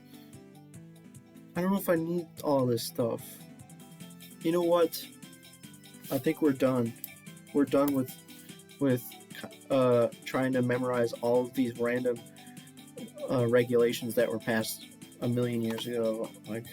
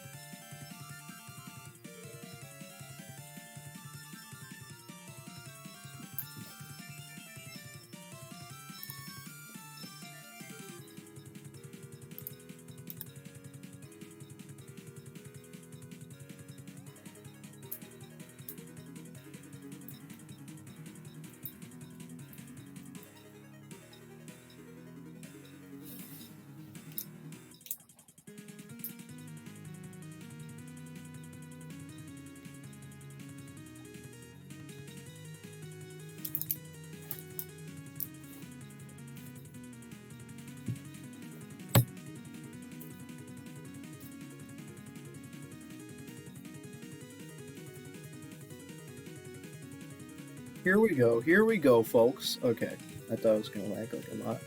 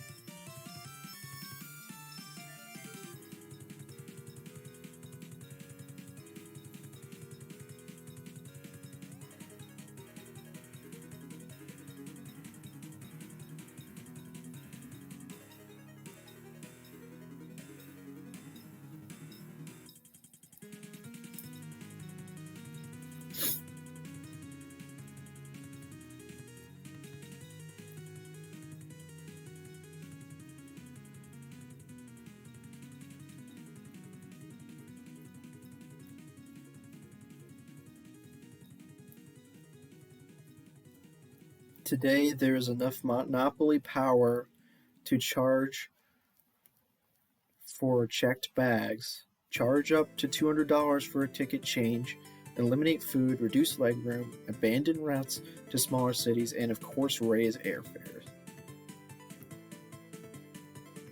Epic.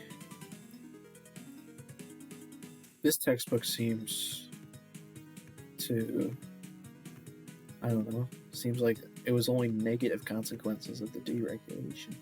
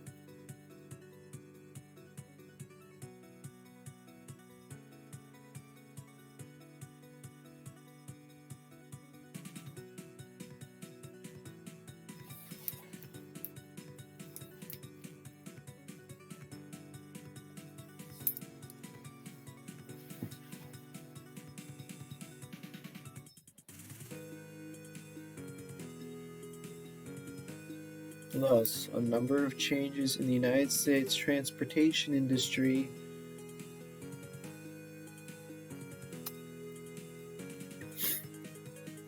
over the past century have occurred. Oh my gosh, I'm almost to the end of the first section here. Economic regulation of transportation occurred for several reasons. Initial transportation regulations were instituted to establish the ground rules as new forms of transportation developed and to control prices, services, and routes when monopoly power existed in the industry. Later, deregulation was used to encourage competition and increase efficiency and safety. Arguments remain as to the success and need for both regulation and deregulation in the future as economic conditions change and as technology, political, and social changes occur. Transportation regulations will also continue to change. Okay, well, nice summary of the section. Put that down here.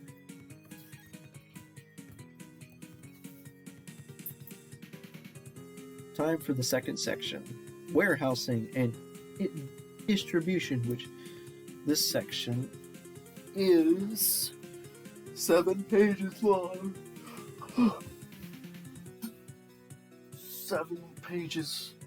Whereas the transportation section was 15 pages. So every section following the transportation section is shorter. Okay, to warehousing and distribution. Ooh boy. Warehouses provide very strategic supply chain services. They enable firms to store their purchases, work in progress, and finished goods, as well as perform break, bulk, and assembly activities.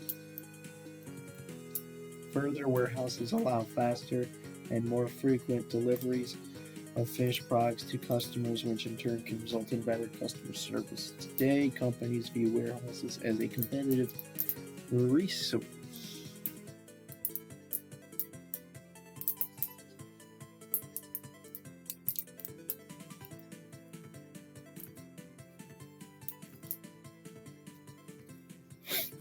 Amazon.com, for example.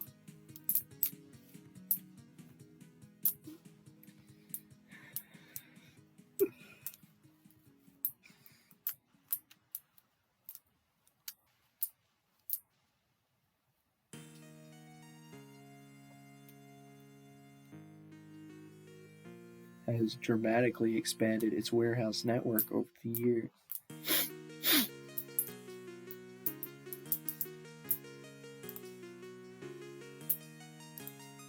guess what, folks? We're not gonna get at the pace I've been going thus far.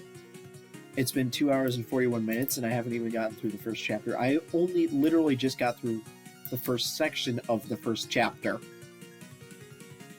How is this pace so slow? Amazon.com, for example, has dramatically expanded its warehouse network over the years to compete better and to offer same-day service in some areas. As disposable income increases, consumers buy more goods that must move through various distribution systems. In fast-growing economies like India and China, this means the demand for warehouses is growing rapidly. In the United States as well, the number of warehouses is growing and they are becoming larger too.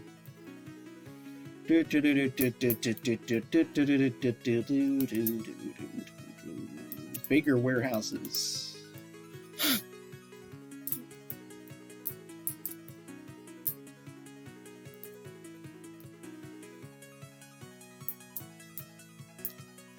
In many cases today,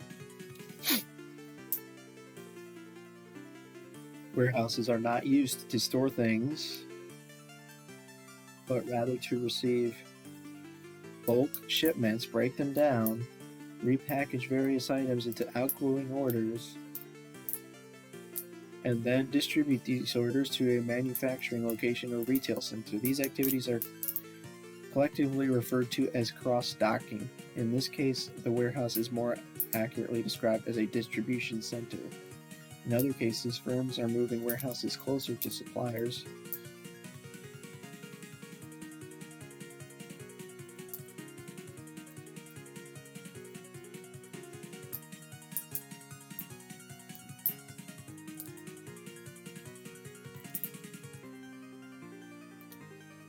Hold up. Wait a minute.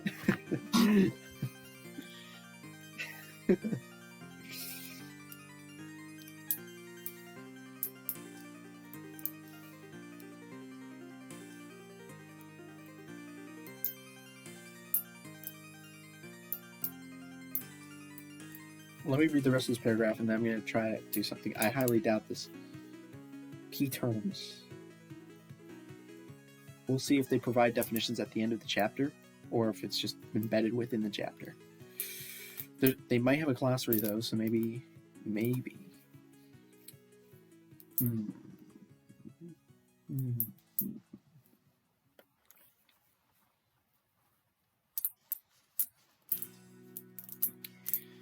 In other cases, firms are moving warehouses closer to suppliers, closer to customers, or to more centralized locations depending on the storage objectives and customer service requirements. So warehouses are still very much in use. Some just to store things, and others to provide efficient throughput of goods. This section discusses a number of warehousing issues, including their importance and the types of warehouses, risk pooling and warehouse location, and lean warehousing. First of all, let's copy this paragraph.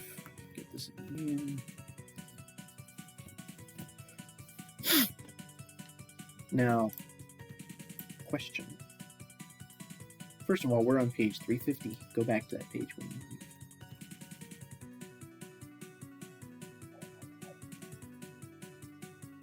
Moment of truth.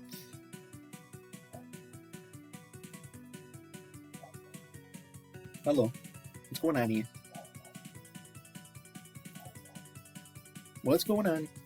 Hello. Oh no. Oh my goodness. Look at this. Look at all these terms.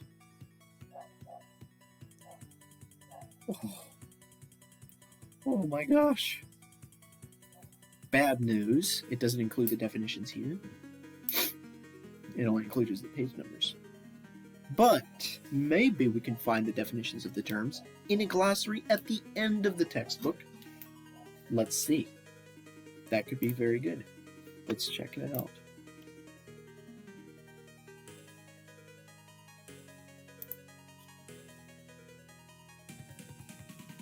Ooh, boy. 10 pages.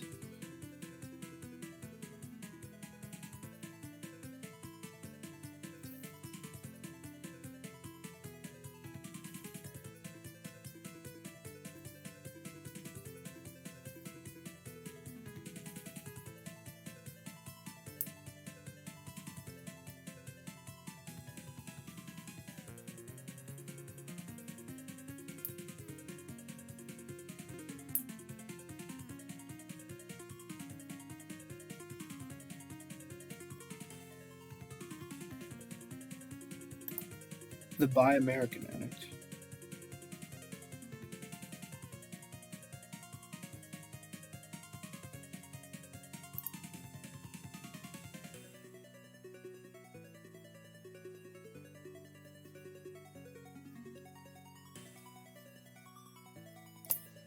You know what? Oh, no, are you kidding me? Pages of the glossary are missing? What? Are you kidding? Wait, no.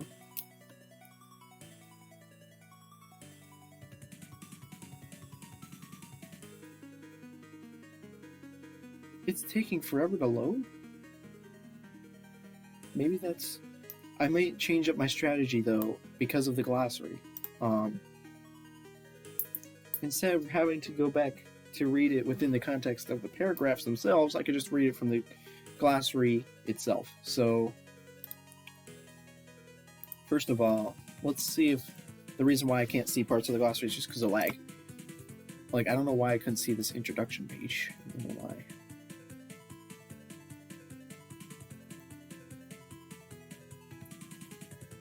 Oh my goodness. Wait. No, no, no, no, no. Timer, don't you dare. Don't you dare mess up. Wait. Wasn't the timer at 2 hours and 7 minutes? I thought it was at 2 hours and 7 minutes.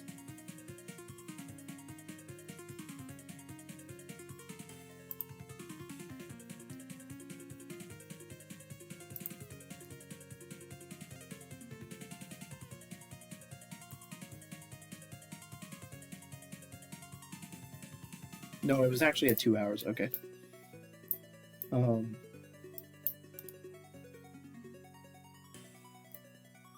Guess what?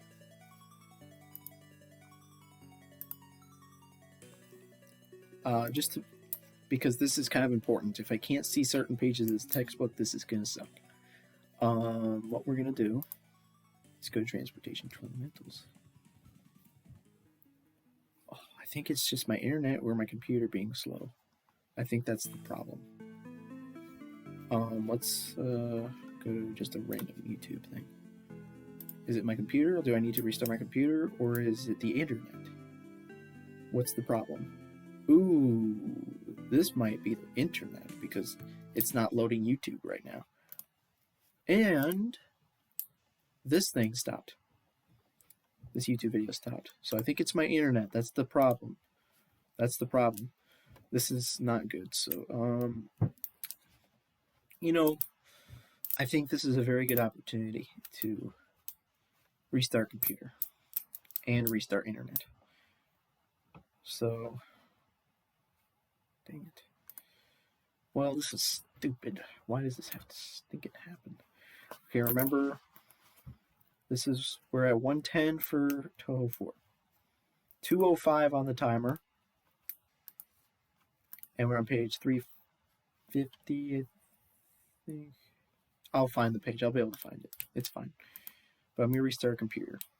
And restart internet. And I can also upload this video. I will do that, so hopefully it doesn't take too long.